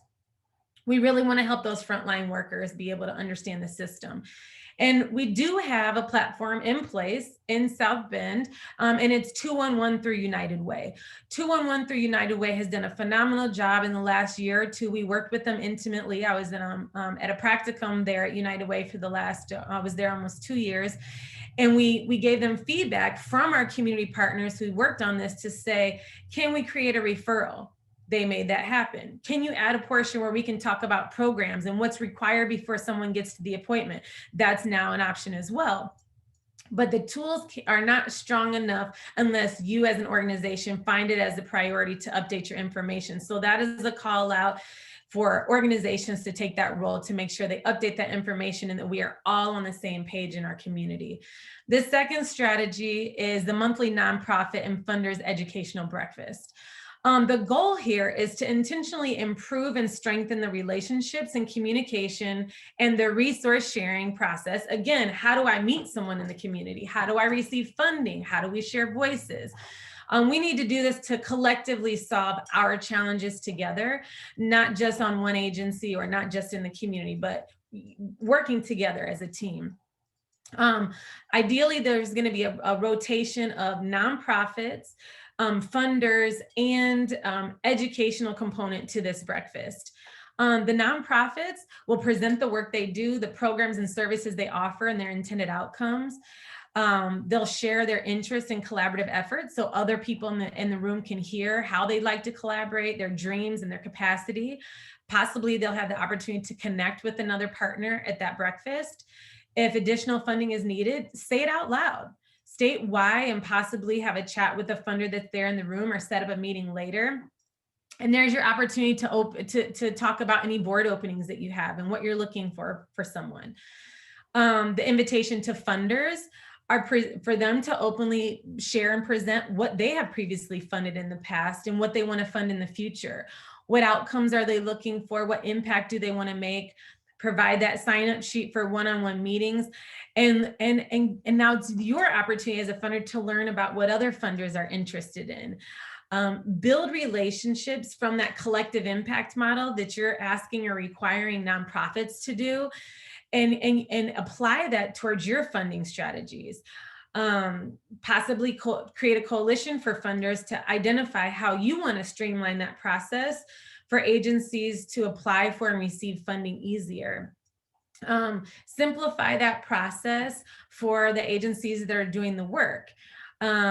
Just offer the better support just so that there's two parts to this. We don't want the agencies to fall through the cracks, because at the end of the day, then the individuals that need those services are falling through the cracks. And that's why we all have chosen to be public servants, is to uplift and empower our community, make sure it's equitable for everyone. So we need to begin by working together as a team, putting those egos aside and working collaboratively. I'm coming to a close here. There's two more portions. The bi-monthly educational series will be having someone come into these breakfasts and talk about strategic planning, capacity building, how to develop logic models, identify and measure outcomes. And that could be done possibly by the Beacon community, by the Beacon Impact Outcomes team. They are already doing this now for nonprofits that they're working with in partnership. And I have talked to many of those agencies. They love the assistance they've received from Beacon and kind of bringing them up to speed on how to measure their outcomes that are required for funders nowadays. And that information needs to be free. It needs to be shared. It needs to be open, so we all are on the same page. I think that's a great idea to continue to fund programs like this, expand Beacon's team, or have other organizations follow this same model, not an additional model, not a different model, but the same model. So again, if a nonprofit can't be funded through someone, they're still going to be measuring the outcomes and understanding that same language if they go to another resource to offer these kind of that collective impact model message, which is we all share a common agenda, shared measurements, mutually reinforcing activities, and continuous communication. At that breakfast, still have your kiosk to make sure people update their data in that platform 211. So in closing, we're discussing two strategies born from the community, have taken their voices and organizations to creating a stronger and more equitable community for all. We want to take out the mystery and challenge of how and where we want to connect in our community, intentionally create the space to bring everyone together to openly share collective challenges, build strong, lasting relationships out of the office by sharing our knowledge, resource, concerns, and inevitably solutions. And make sure you invite community members and frontline workers, not just organizational leaders. These people that are actually doing the work have a lot of answers. We want to value each other's, truly value our perspectives and strengths. Why do our challenges exist? Don't make assumptions, because community members really are some of our richest resources. The experiences equate to perspectives, which often create our strongest and most sustainable solutions. So only together can we create a more equitable community for all. And I thank you again for the opportunity to speak. I look forward to hearing the rest of the panel. We have a great lineup and we've had a wonderful morning so far. Thank you again, and happy Martin Luther King Day. Thank you, Maggie. That was awesome. One of the most critical things that I heard you say was this whole notion of board members.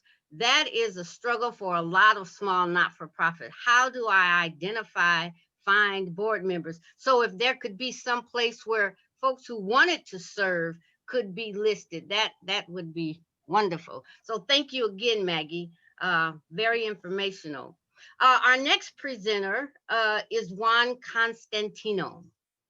Juan will discuss with us issues facing the immigration community.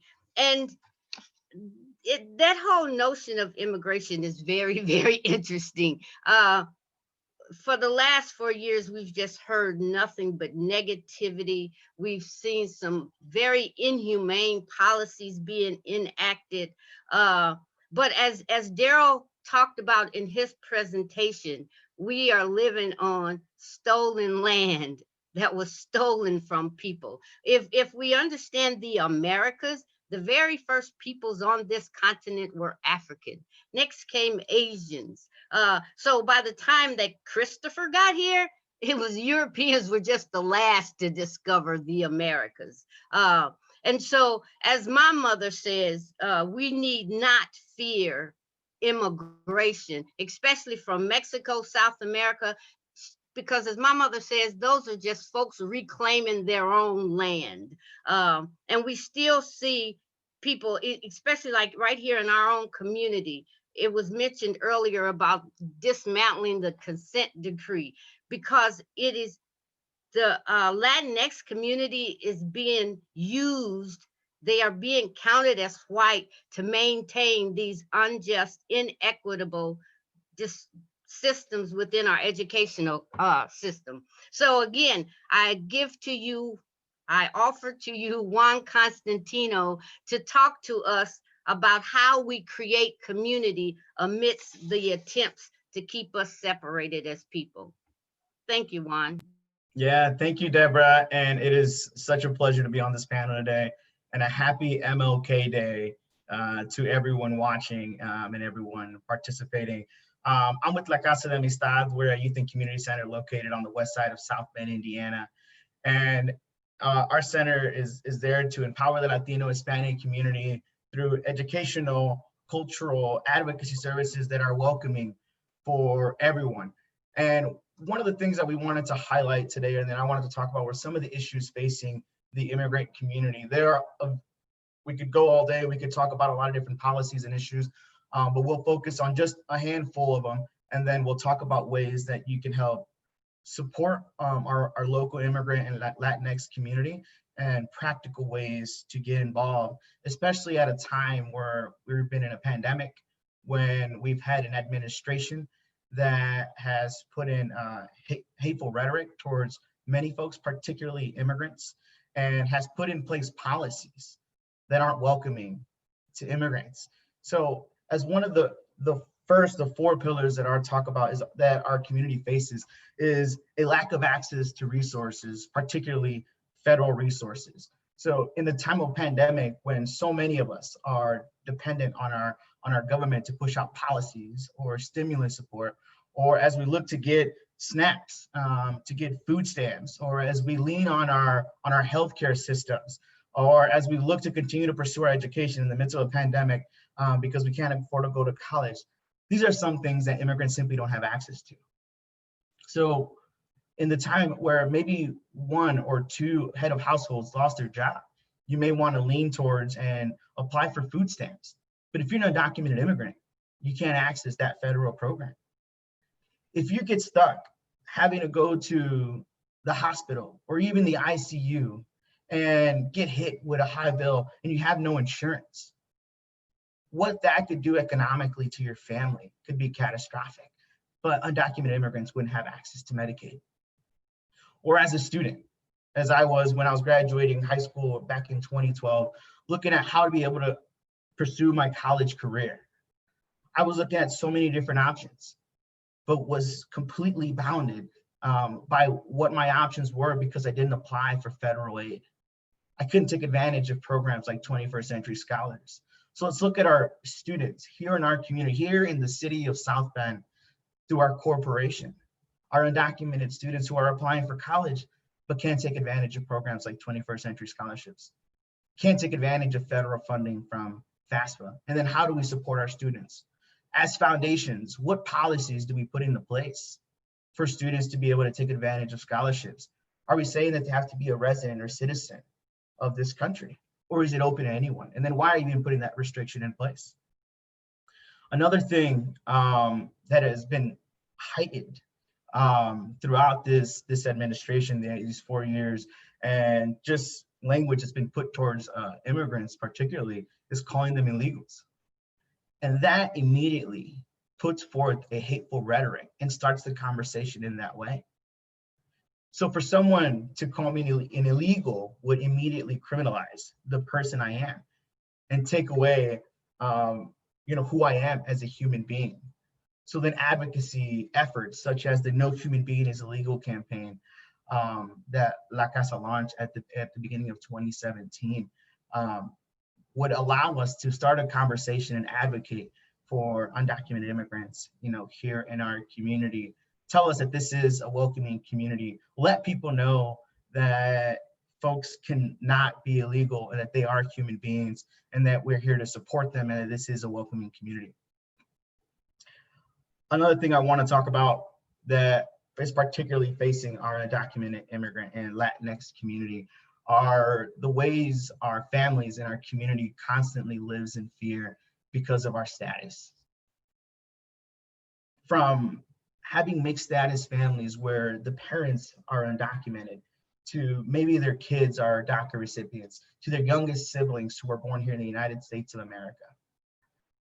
With harsh policies, with zero tolerance policies at the federal level, a mom or dad here in our community could be deported for maybe being pulled over for not having a driver's license. So if they go to jail and then something happens and they stay in proceedings long enough, and then that family ends up getting deported, or the parents end up getting deported, how does the family make the decision? Do the children stay here, the youngest children who are US American citizens, with maybe the older kids who are DACA recipients? Or does the whole family make the trip back to their country of origin? That's a decision no family should simply have to make. Throughout our community, as we have these conversations about undocumented immigrants, many of the hot topics are talking about our dreamers, myself included. There are over 600,000 DACA recipients in the country, close to 10,000 here in the state of Indiana. And many times the conversation goes as to, we weren't brought here under our own fruition, let's help out the dreamers. But the true and original dreamers were our parents, who wanted to give us a better life, who wanted us to be able to pursue our education and be what we wanted to be, and have that opportunity to do it within the educational system or within the opportunities that this country could provide us. So then as we advocate for undocumented immigrants, we don't only advocate for dreamers. The conversation isn't only for the 600,000 DACA recipients or the dreamers. The conversation needs to be, as we call our local elected officials to advocate for the 11 million undocumented immigrants throughout the entire country. Families are being separated. There are things we can do. There are ways we can advocate. There are ways you can use your vote and follow the way our elected officials have voted. And we have to continue to support our undocumented community with local policies, such as advocating for driver's licenses in the state of Indiana, regardless of your status. And then one of the last things that I want to bring up that maybe goes without saying, but the COVID-19 pandemic has only heightened the disparities within our communities of color, and particularly our undocumented communities. How many of our families had the opportunity to work from home? How many of our families can help their children when they're working on their homework? We so wholeheartedly depend on our teachers in this educational system to support our students, to allow them to get ahead. I was with the business owner on the west side of town, and she said, is there any way I can sign up my daughter for after school tutoring, because we simply cannot figure out some of the e-learning for my first grader. And this is a parent who's doing everything that they can, they're giving their time, but that simply isn't there. So as we talk about and we highlight some of the issues facing the immigrant, Latinx, and undocumented community, what can we do? How can we make an impact? First off, as we go through the laws and our elected officials, call your elected officials, advocate for policies that make our state, our city, our county, our country more welcoming. There are currently 2 bills that have been presented in the state of Indiana, Bill 319 and Bill 1138, that is advocating for driving cars, licenses for undocumented immigrants in our community, so that our families can go to and from work, to and from school to pick up their children without fear of being pulled over and potentially arrested. The bill again is Bill 319, and that bill is going to Senator Grier. He's the head of Homeland Security and Transport Committee. And then Bill 1138, which is for Senator Jim Pressel, who is with the Roads and Transportation Committee of the House of Indiana. A lot of those efforts are primarily being pushed through Cosecha, Indiana. They've got a Facebook page, they've got an Indiana page. That group is doing good work. Please join them as we continue to advocate for licenses for immigrants here in our community. In terms of our communities not being able to take advantage of SNAPs and food stamps, support your local food pantries.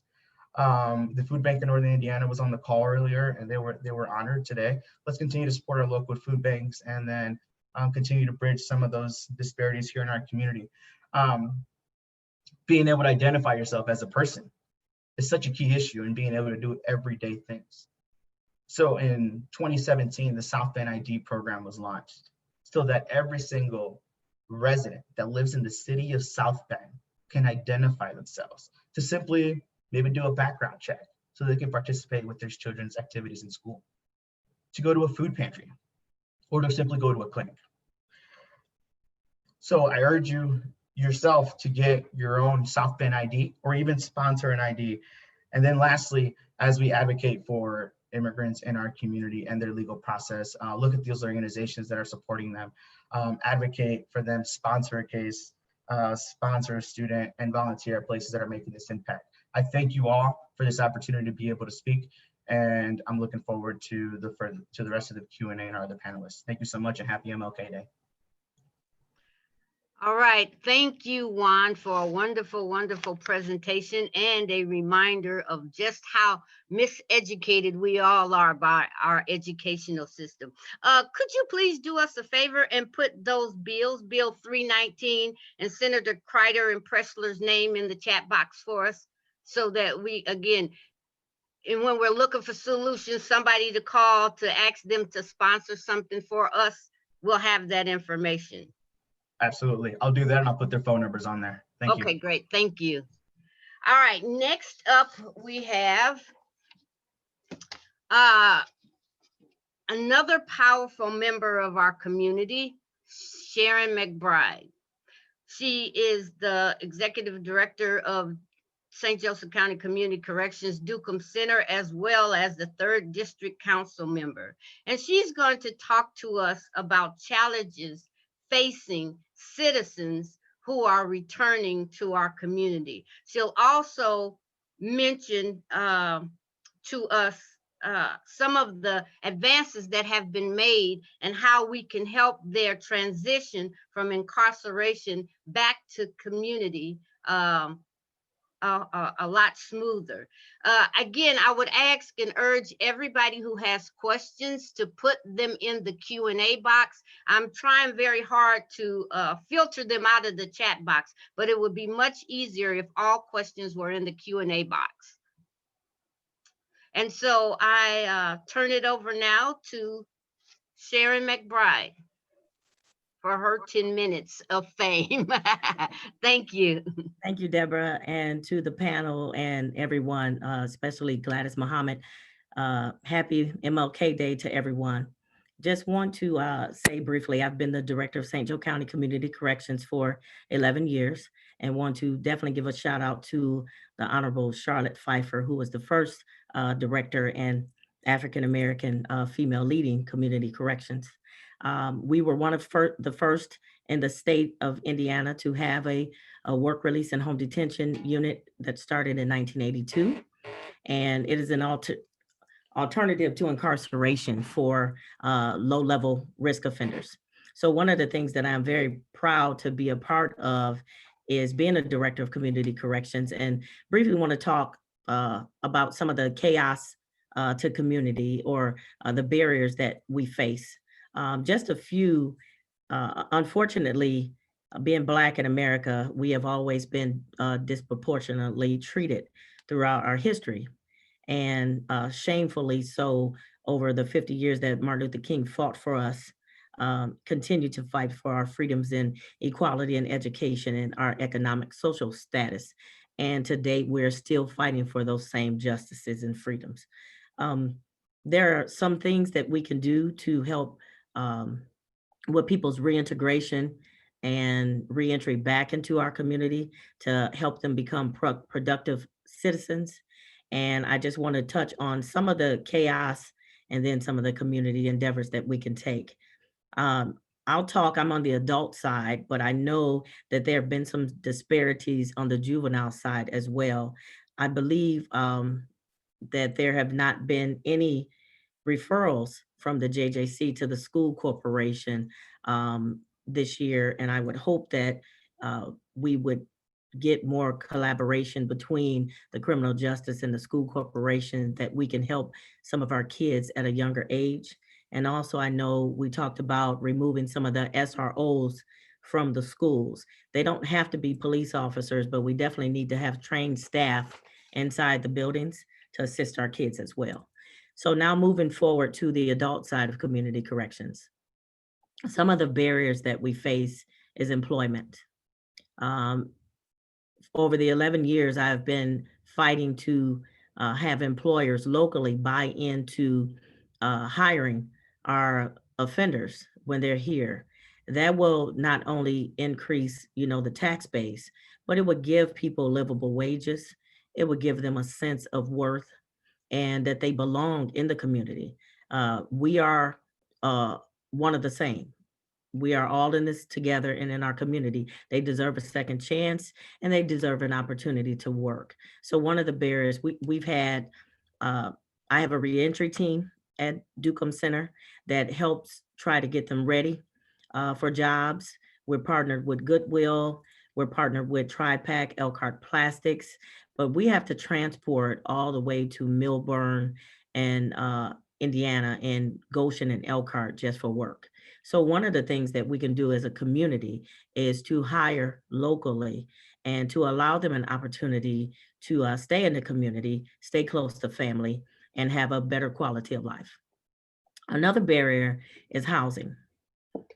Unfortunately, when they come home and you have a criminal record, you cannot live in subsidized housing. That affects and separates families. As we know, for in subsidized housing, if you can't live with, whether it's a baby mother or baby's father or your parents, it creates a division and it puts people in a homeless state and couch surfing, if you will. So we need to make sure that we are lessening barriers for people to be able to live in sustainable housing. Another barrier is education. We have an in-house GED person on board, but we need many mentors and volunteers collaborating with us and allowing people to have an education that is sustainable. We have a lot of colleges throughout our area, and we have a few partnerships with them, but I'm encouraging our local colleges to continue to build relationships with the criminal justice system.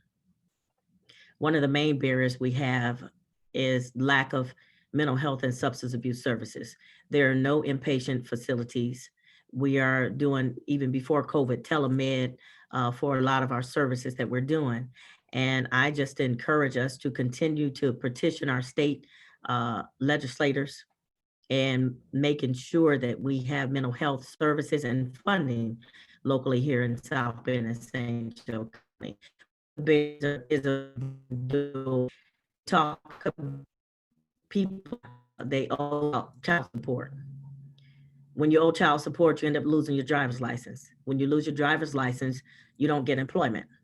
And that creates a revolving door to the world of crime. And some of the barriers that we have to do is remove some of those barriers from excessive arrests and disproportion in the minority community. But on the flip side, some of the community involvement that we have done, we talked about and honored Judge Gamage today for the Fresh Fridays and Expungement Program. That was a great program to help people expunge their records that they have had for years. And also working with the prosecutor and Judge Gamage for driver's license and child support assistance. So there are things that the community have begun to work with to help with criminal justice reform. And we just hope that we continue to move in that path forward so everybody can work together. We have several partners, Imani Unidad, Dismas House, the South Bend Community School Corporation. They assist with GED testing as well, and a lot of other local partners here. We have some pastors, Pastor Macon and Pastor Watson, that come and do Bible study for our facility. And we hope that there are other partners that could come out. So there's a lot of things that we can do to help one another to make it more equal for our offenders locally. And overall, when you talk about in the wake of January 6th on Capitol Hill, we witnessed that police can have restraint and constraint in a hostile and terrorist situation. You only had 100 arrests versus 14,000 arrests for the Black Lives Matter movement and the peaceful protests throughout our nation that we saw in 2020. We're not asking for different treatment. We're just asking for the same. So I just hope that we continue to work collaboratively, work together. There's a criminal justice bill called House Bill 1006, where level 6 felons can no longer serve time in jail or prison at the local level. So that means that they will be on probation or community corrections. Those are good steps. Just 5 days ago, the House, it is submitted to the whole House downstate in Indiana to try to ban the chokehold and no-knock warrants. Those two issues were not addressed. However, it is now mandated that all officers go through de-escalation training and that they have to have their body-worn cameras on. So I would like to thank people in our community and our council as well for petitioning the legislative to be a part of that movement as well. We got to keep on fighting for our rights, and we got to keep on fighting for what Martin Luther King's legacy was. And with that, I would yield, Ms. Stanley. Thank you so much for the opportunity. Thank you, Sharon. That was a wonderful presentation. And again, language is so important because again, these citizens who are returning to community are our brothers, our sisters, our parents, our neighbors, our co-workers. And I worked in a prison for 4 years, and I know I was taught during the training that the incarceration is the punishment. The separation from community, society, and family was the punishment. Once a person has done their time, it should be over. So how do we as community continue to allow people to be punished forever? And so again, thank you, community, for the good works that has been done and the need for us to continue. All right, coming up next, is someone else who knows something about racial inequality, injustices in our community. Aladeen DeRose, who is the Chief Assistant City Attorney for the South Bend, City of South Bend, has also in her own time been working on things like a reparations committee.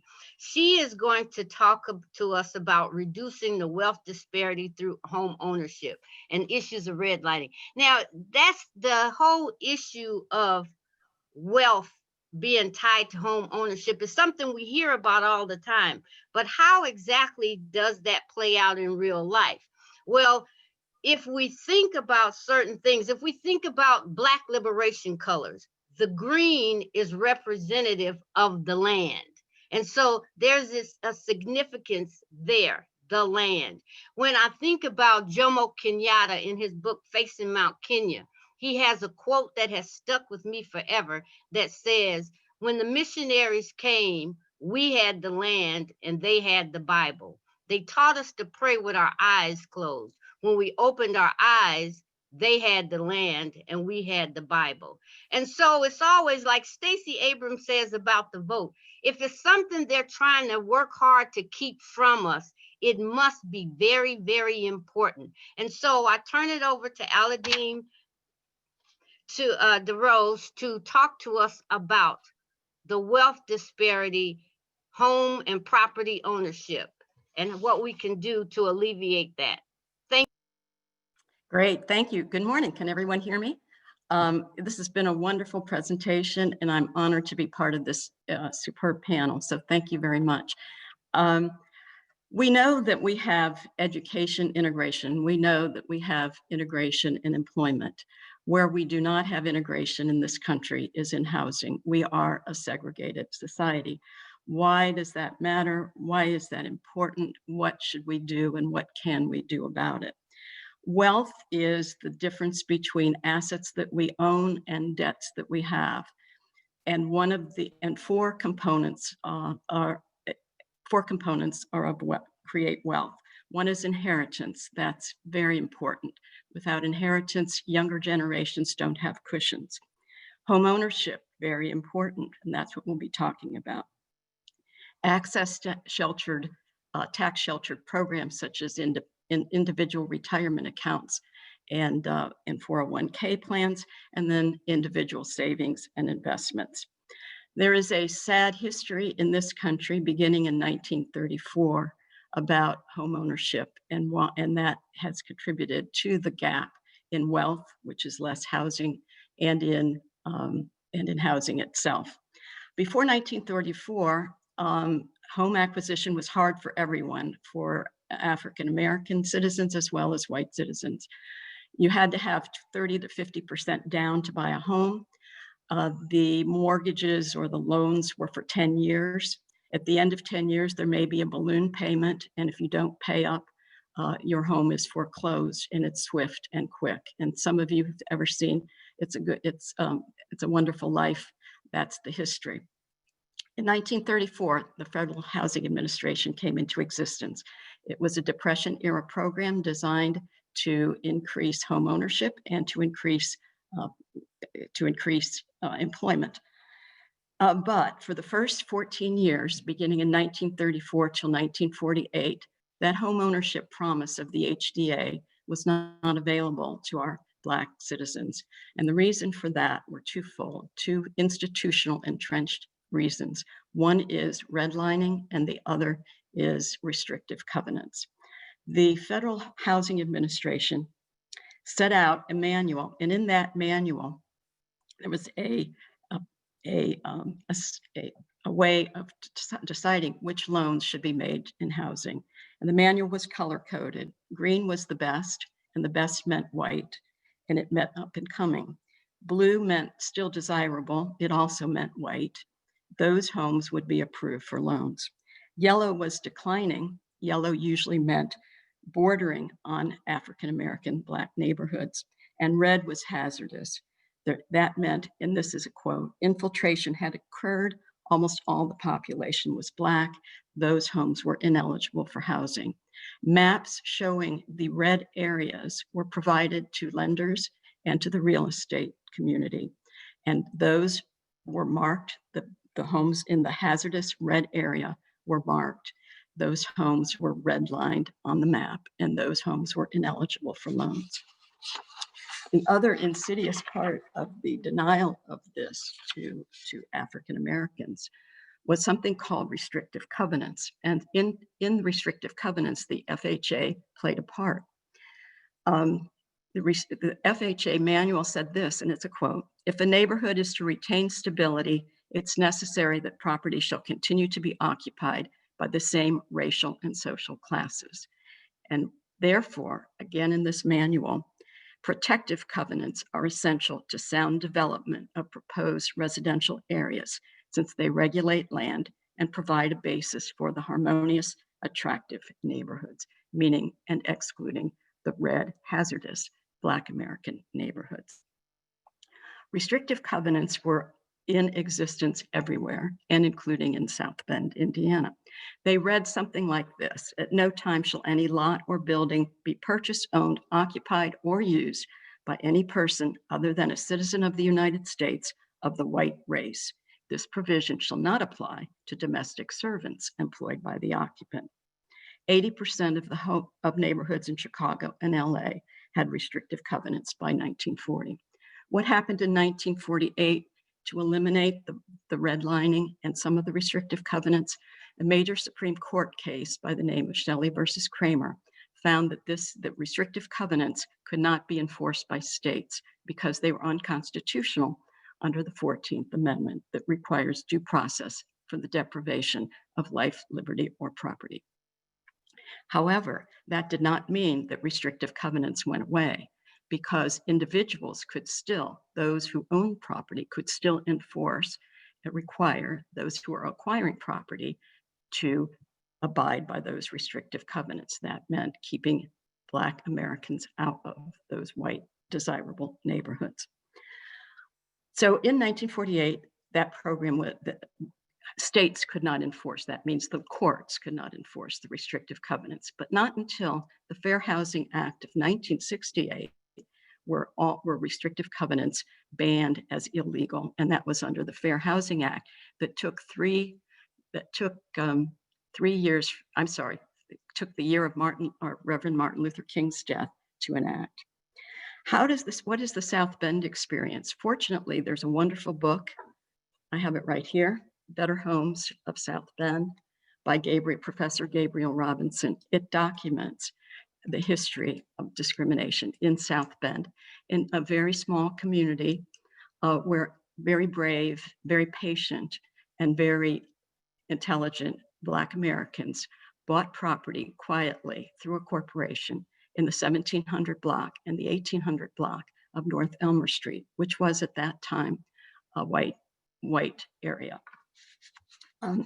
And those African Americans paid about $7,200 to $9,000, or I'm sorry, $8,200 to $9,000 to build their homes. At the same time, that was the west side of South Bend. At the same time, on the east side of South Bend, another neighborhood was developing in the 1950s with access to FHA fundings. And African Americans at that time in the early 1950s did finally have access to FHA funding. But 4,600 African Americans came up from the South during the 1940s, during the time that the redlining persisted. And those African Americans were denied housing. They lived in slums because that's the only housing that they could find at that time. So Sunnymead, and Sunnymead is an area on the east side of South Bend. You're familiar with that. Almost I believe every household in Sunnymead has a restrictive covenant in their chain of title. So today we have proof that the wealth gap exists in housing in South Bend because of this, because we have the numbers, the information from Professor Robinson's great book. The average home, as I said, in 1951 cost $9,000 to build. If that money were just sitting today and appreciating based on solely, not investing, but solely on the rate of inflation, that $9,000 today would be worth $92,000. We know that one of the homes purchased by one of the original owners of Better Homes on the 1800 block of Elmer, the 1700 block of Elmer, he paid $8,250 for his home. If he just let it sit, today it would be worth $84,000, but his home is gone.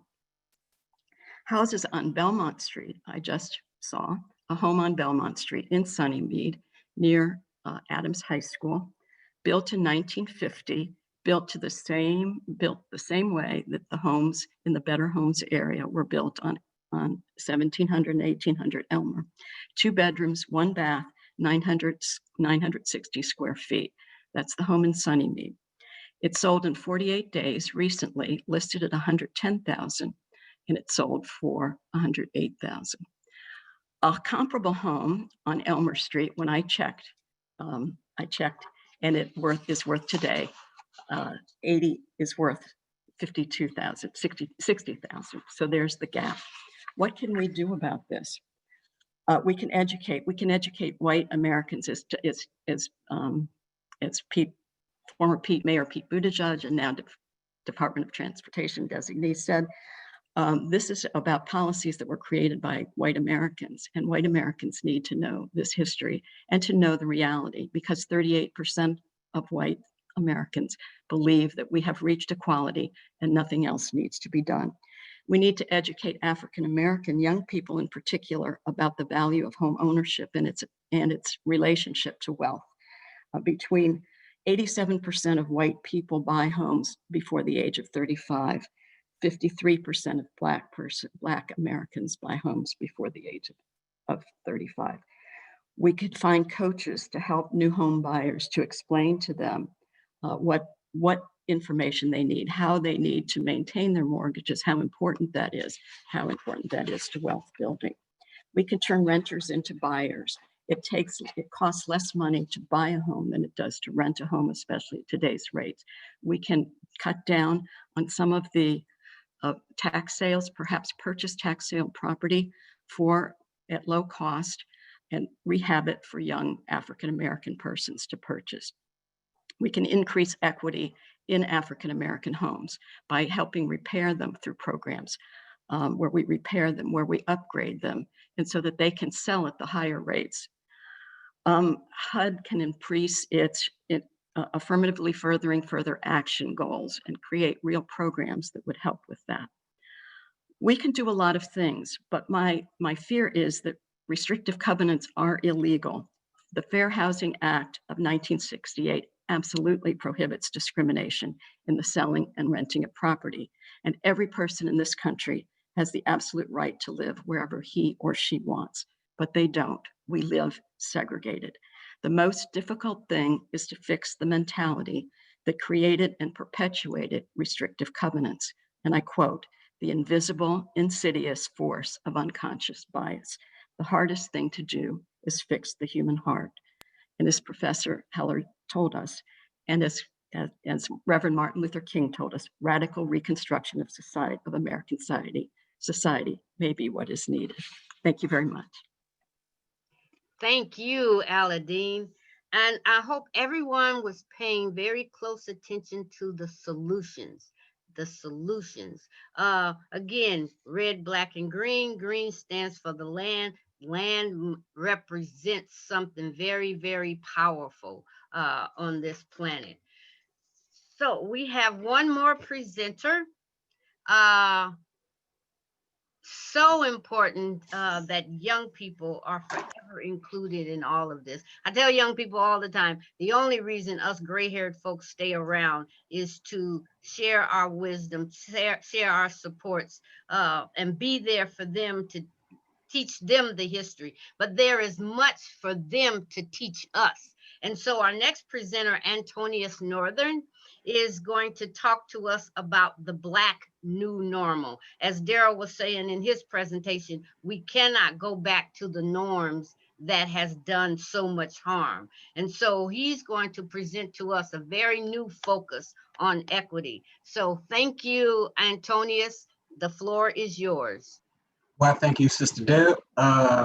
Thank you for also calling me young. I'm coming up on a few more years, and each year I feel renewed. And I also would like to make sure that I wish everyone a happy Martin Luther King Day. I know that this is a very, very important time. Feels like a moment that we are giving ourselves. It's a moment for us to take for ourselves and account for ourselves and work for our community and our culture.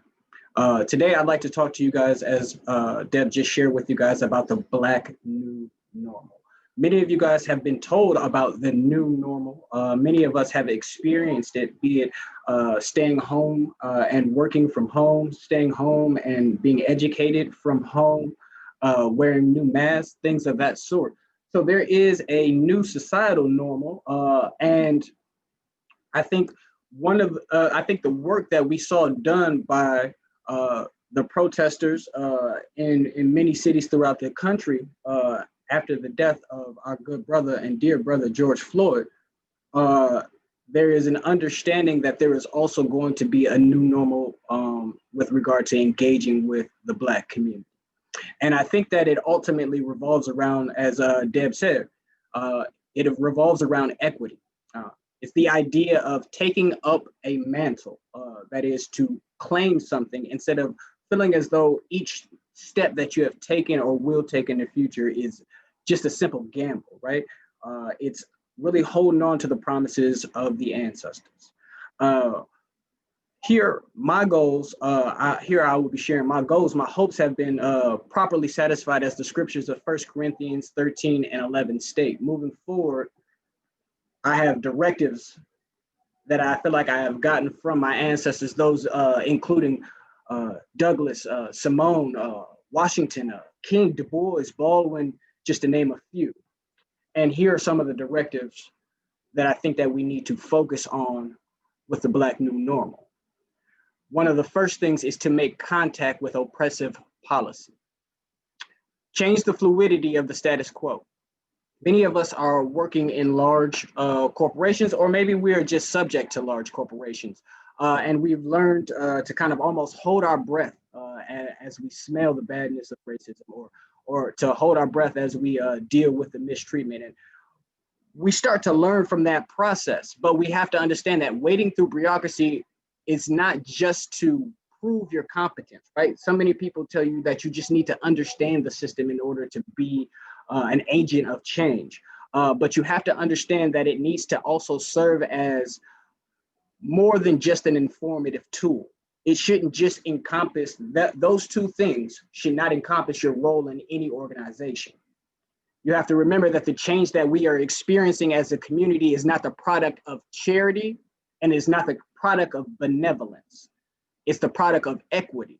Your place in this world has been paid for by the brown bodies that have been called everything but children of God. You must be able to retain your ability to define or identify racism.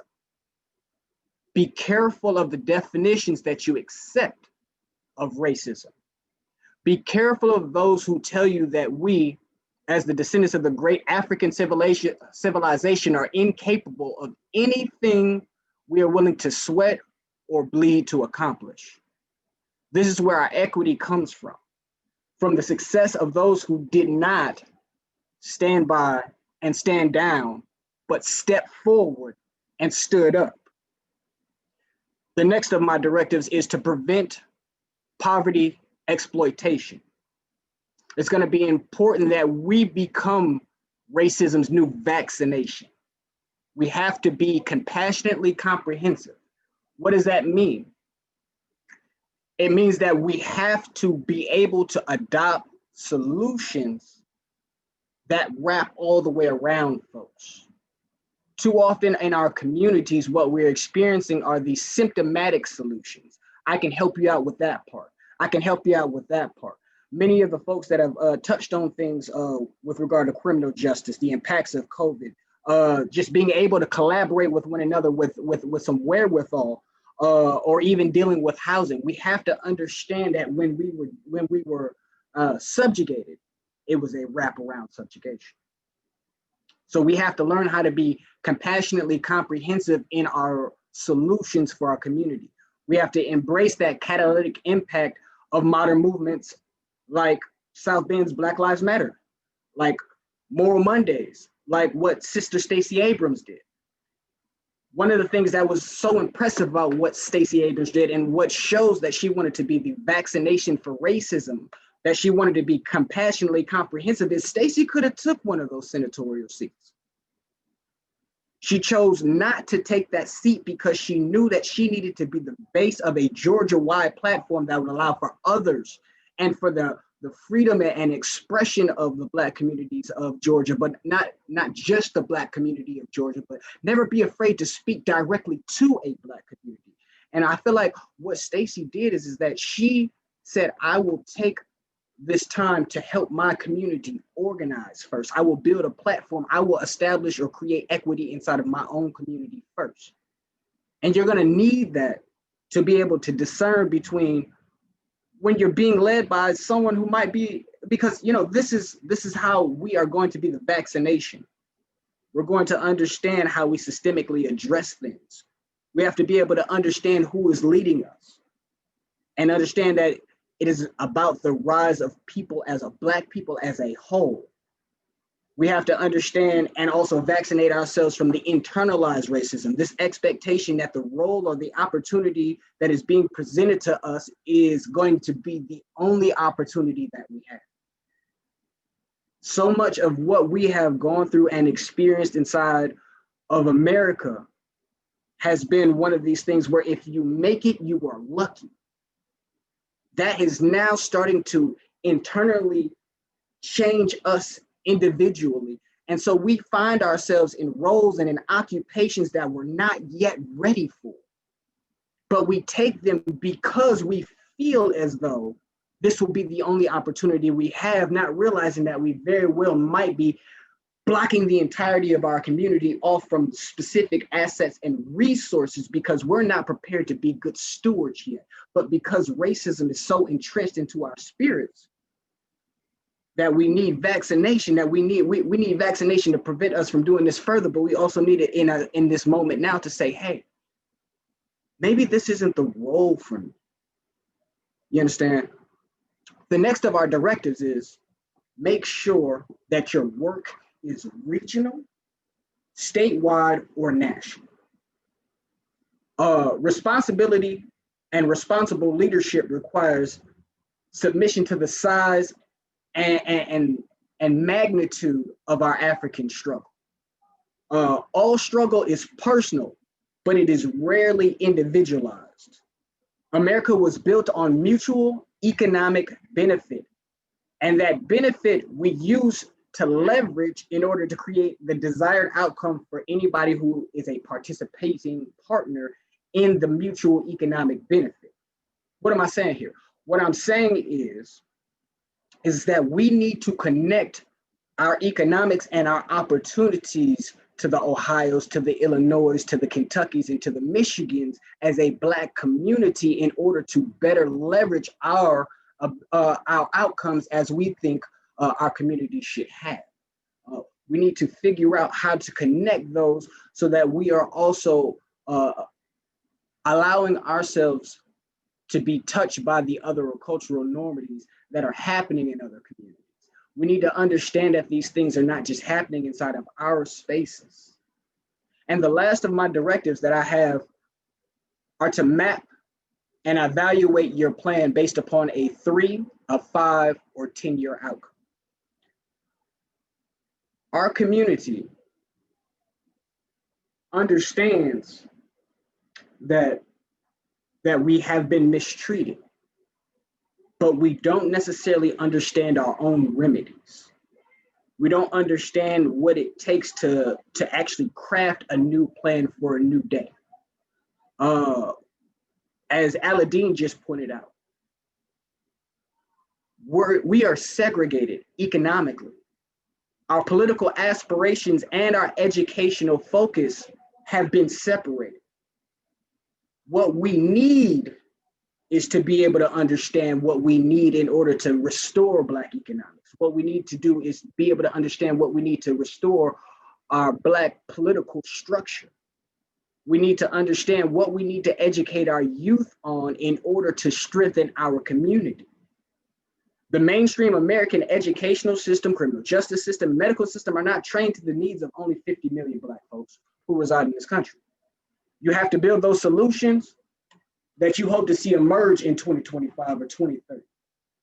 You reach equality by building with equity from our Black community. To recap, we have to make contact with oppressive policies wherever we are. We can't sit back and watch things continue the same. Status quo needs to be interrupted. You have that charge now. I'm giving you that charge now. That's your new responsibility, is when you see the struggle or an issue, you have to make contact with it. You have to address it at its face value. We have to prevent poverty exploitation. In short, I think there's language that says that there are people who are benefiting off of the continual impoverishment of others. We have to figure out tools that will allow for us to break that system down. We need to connect the tools that we've already picked up on from making contact with oppressive policies and preventing poverty, and do it on a regional, a statewide, or a national level. And the last thing that we need to do, we have to figure out what these plans and these actions manifest in 3 years. We have to figure out what they manifest in 5 years, and we have to figure out what they manifest in 10 years in order for us to create a new system that we can adopt and live under successfully. And I think that this is what our new charge is, and this is the Black New Law. Thank you. All right. Thank you, Antonius, for giving us our drop the mic moment. Very powerful message there. We are going to open it up now to answer some of the questions from our community members. Let's go to the Q&A room.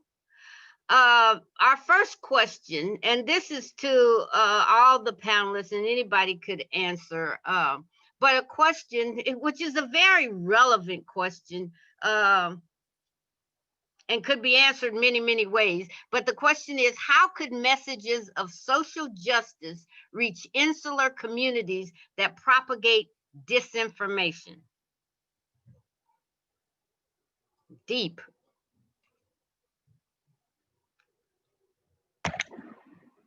Yes, go ahead, Antonius. So the tools of our economy are pervasive. They penetrate all spaces of society. I love when I was watching Kanye West once, and he was like, you know, if you're not walking around with shoes on, not that we were born with shoes, right? But that if you're walking around with shoes, people are like, man, what's going on? Are you good? Right?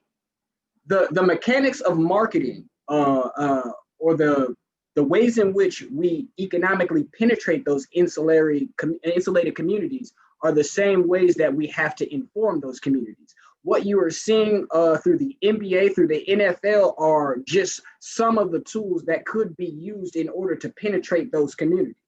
You have to learn how to also message in light of what President Obama said in his Breakfast Club interview the other day about the fact that you can't come in and always say things because there are a lot of people who might disagree with your messaging.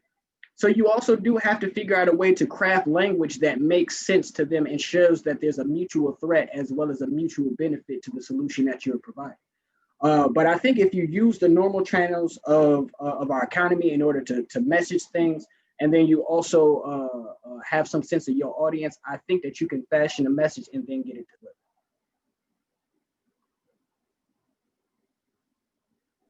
delivered. Juan, you want to respond to that one? Yeah. So I think jumping on that same type of note, many times when we're hosting rallies or discussions, it feels many times over and over we're preaching to the choir, or we're talking to folks that already agree with us. We've got to find those spaces where folks aren't necessarily quote unquote on our side or have the same beliefs as us, to have those difficult conversations, whether it's talking about immigration policies or things along that nature.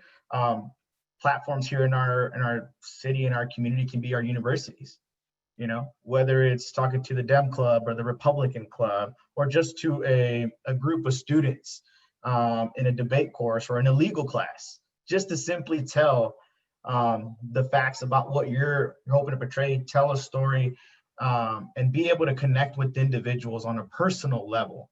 And then allow that open forum to continue and questionnaire to continue, so that folks have the opportunity to ask a question, and also ask a question to an individual person, not just look at stats and numbers that are being posted on our everyday medias. We can look at numbers all day. I can tell you there are 11 million undocumented members in the community. I can tell you there are 600,000 DACA recipients. I can tell you 90% of them are educated and going to school and going to college.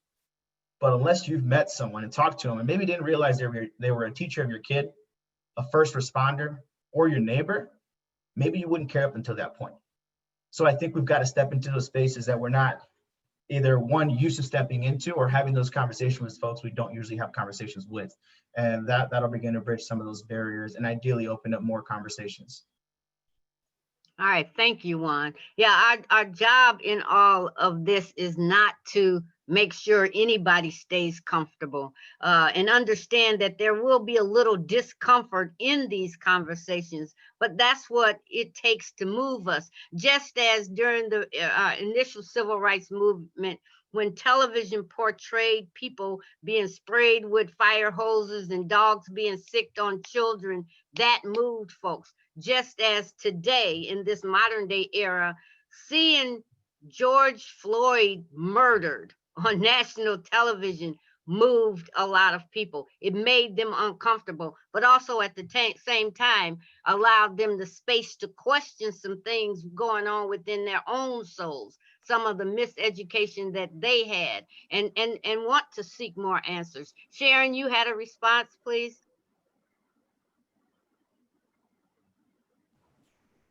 I totally agree. You know, we have to talk about things that we are uncomfortable with for us to understand one another and continue to do the work that we do, continue to collaborate with people and try to grab a hold to the ones who do not understand or don't know. Because a lot of times when they don't know what you do and they come into your environment, that's how we grow our partnerships with one another. And we all need one another in order to learn and grow from each other. So I would like to say the same, that there are going to be some hard conversations that we have to have. There have to be some understanding, or we have to learn how to agree to disagree with one another. But getting the information out there and to continue to work together, we work better together than we do apart. So I totally agree with both Antonius and what Juan said. Here's a question for Aladdin. And the question is there anything that a first-time home buyer can do in the home searching or home buying process to resist the history of racism in housing?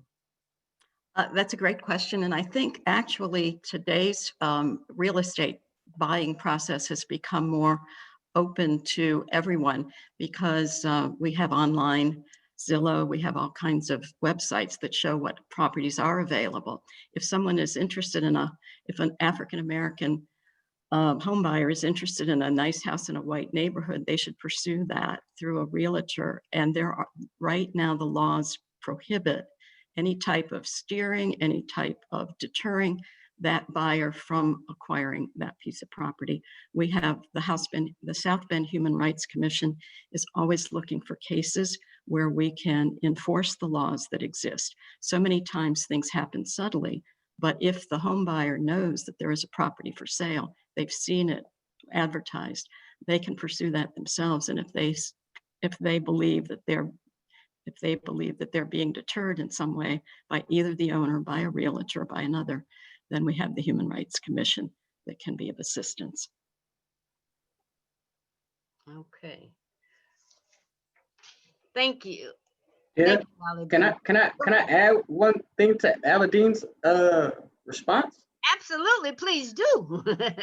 I think also because like even what we were talking about, the folks who had the dog sicked on them and the fire hoses sprayed at them, there's this expectation of victimhood is the only way that you will ever express strength, right? Or that like violence won't break your will. But I applaud the brothers and sisters that play in professional sports and have had the ability to cancel games and shut down economic operations. I applaud the strength because it gives us a model to look after. And I think that ultimately, with regard to like your first home buying experience, you need to figure out a tool that will allow for you to be economically benefited by the purchase of your very first home. Maybe your very first home doesn't actually end up inside of, doesn't end up being the place that you reside. Maybe your first home is a rental property inside of a community that you know has, you know, some type of affluence so that you can actually tap into the economic gains, so that we can start to build systems that will allow for us to have the strength and resiliency for the next generations to come. Like we need to be tapped in to the actual processes of America more so than just enjoying the kind of view of America, if that makes sense. Yes, it makes a lot of sense. And the other part of that, if we look historically at change, those changes that has come, change that we are beginning to see happening now, it always has an economic base, whether it's the bus boycott in the South. Those were things that advanced because, again, as some say, the real religion of this here United States, of the power brokers, is the dollar. And so when we have been able to pool our human resources and hurt the dollar, then things have moved things have moved. And so, yeah, those are some of the ways, again, another tactic to look at when we start thinking about affecting some positive change. Let me see what another question we have here.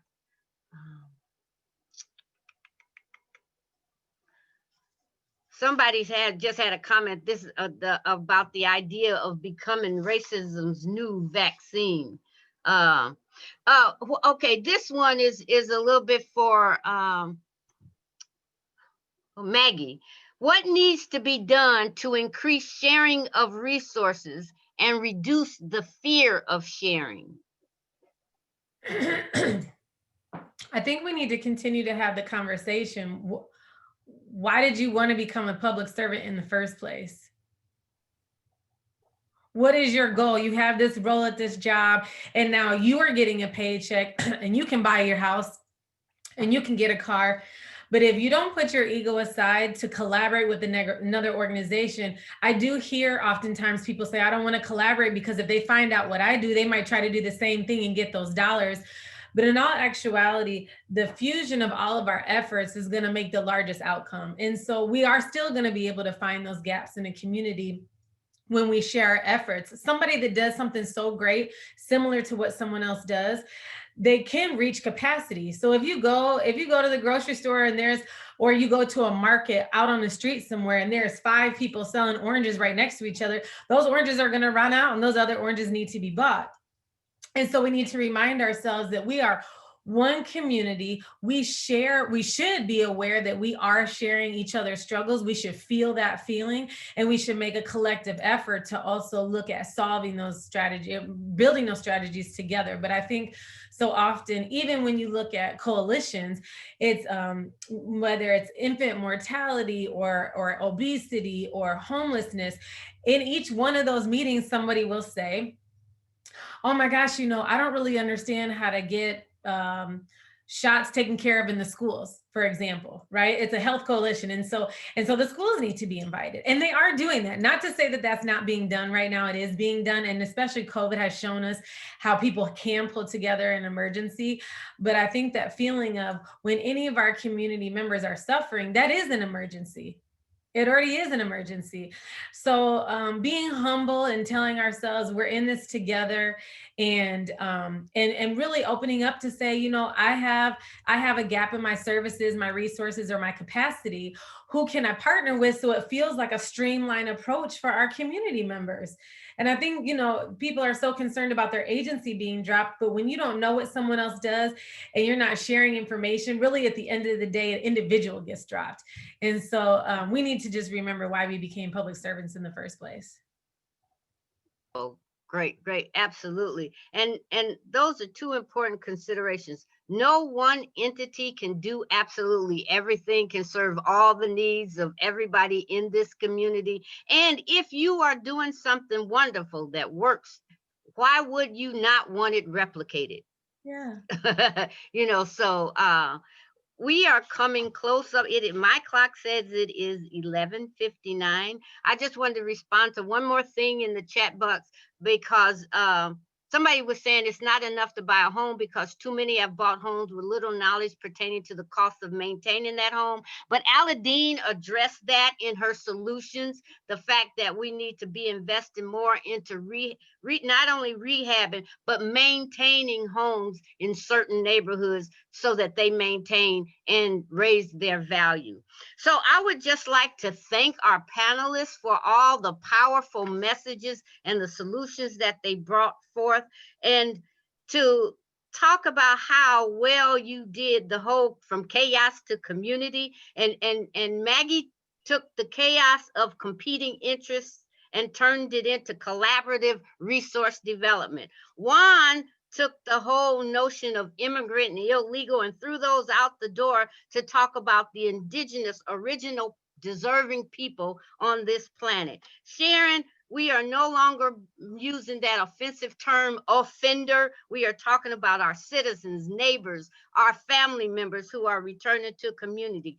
Aladeen, redlining is gone, and we are going to disrupt that old system through restructuring and rebuilding our communities. And Antonius, we are moving from surviving to restoration, and we are going to thrive by self-definition and self-determination. So I appreciate you all. I thank you all. You have made this Martin Luther King Day exactly what it's meant to be. And I thank you. I appreciate all that you continue to do. And I'm going to enjoy to continue to work right alongside each and every one of you. Thank you, Debra. Thank You're you, an Debra. amazing host and leader. We love you. Thank you, Deborah. Right on. Thank you, Derek. Okay.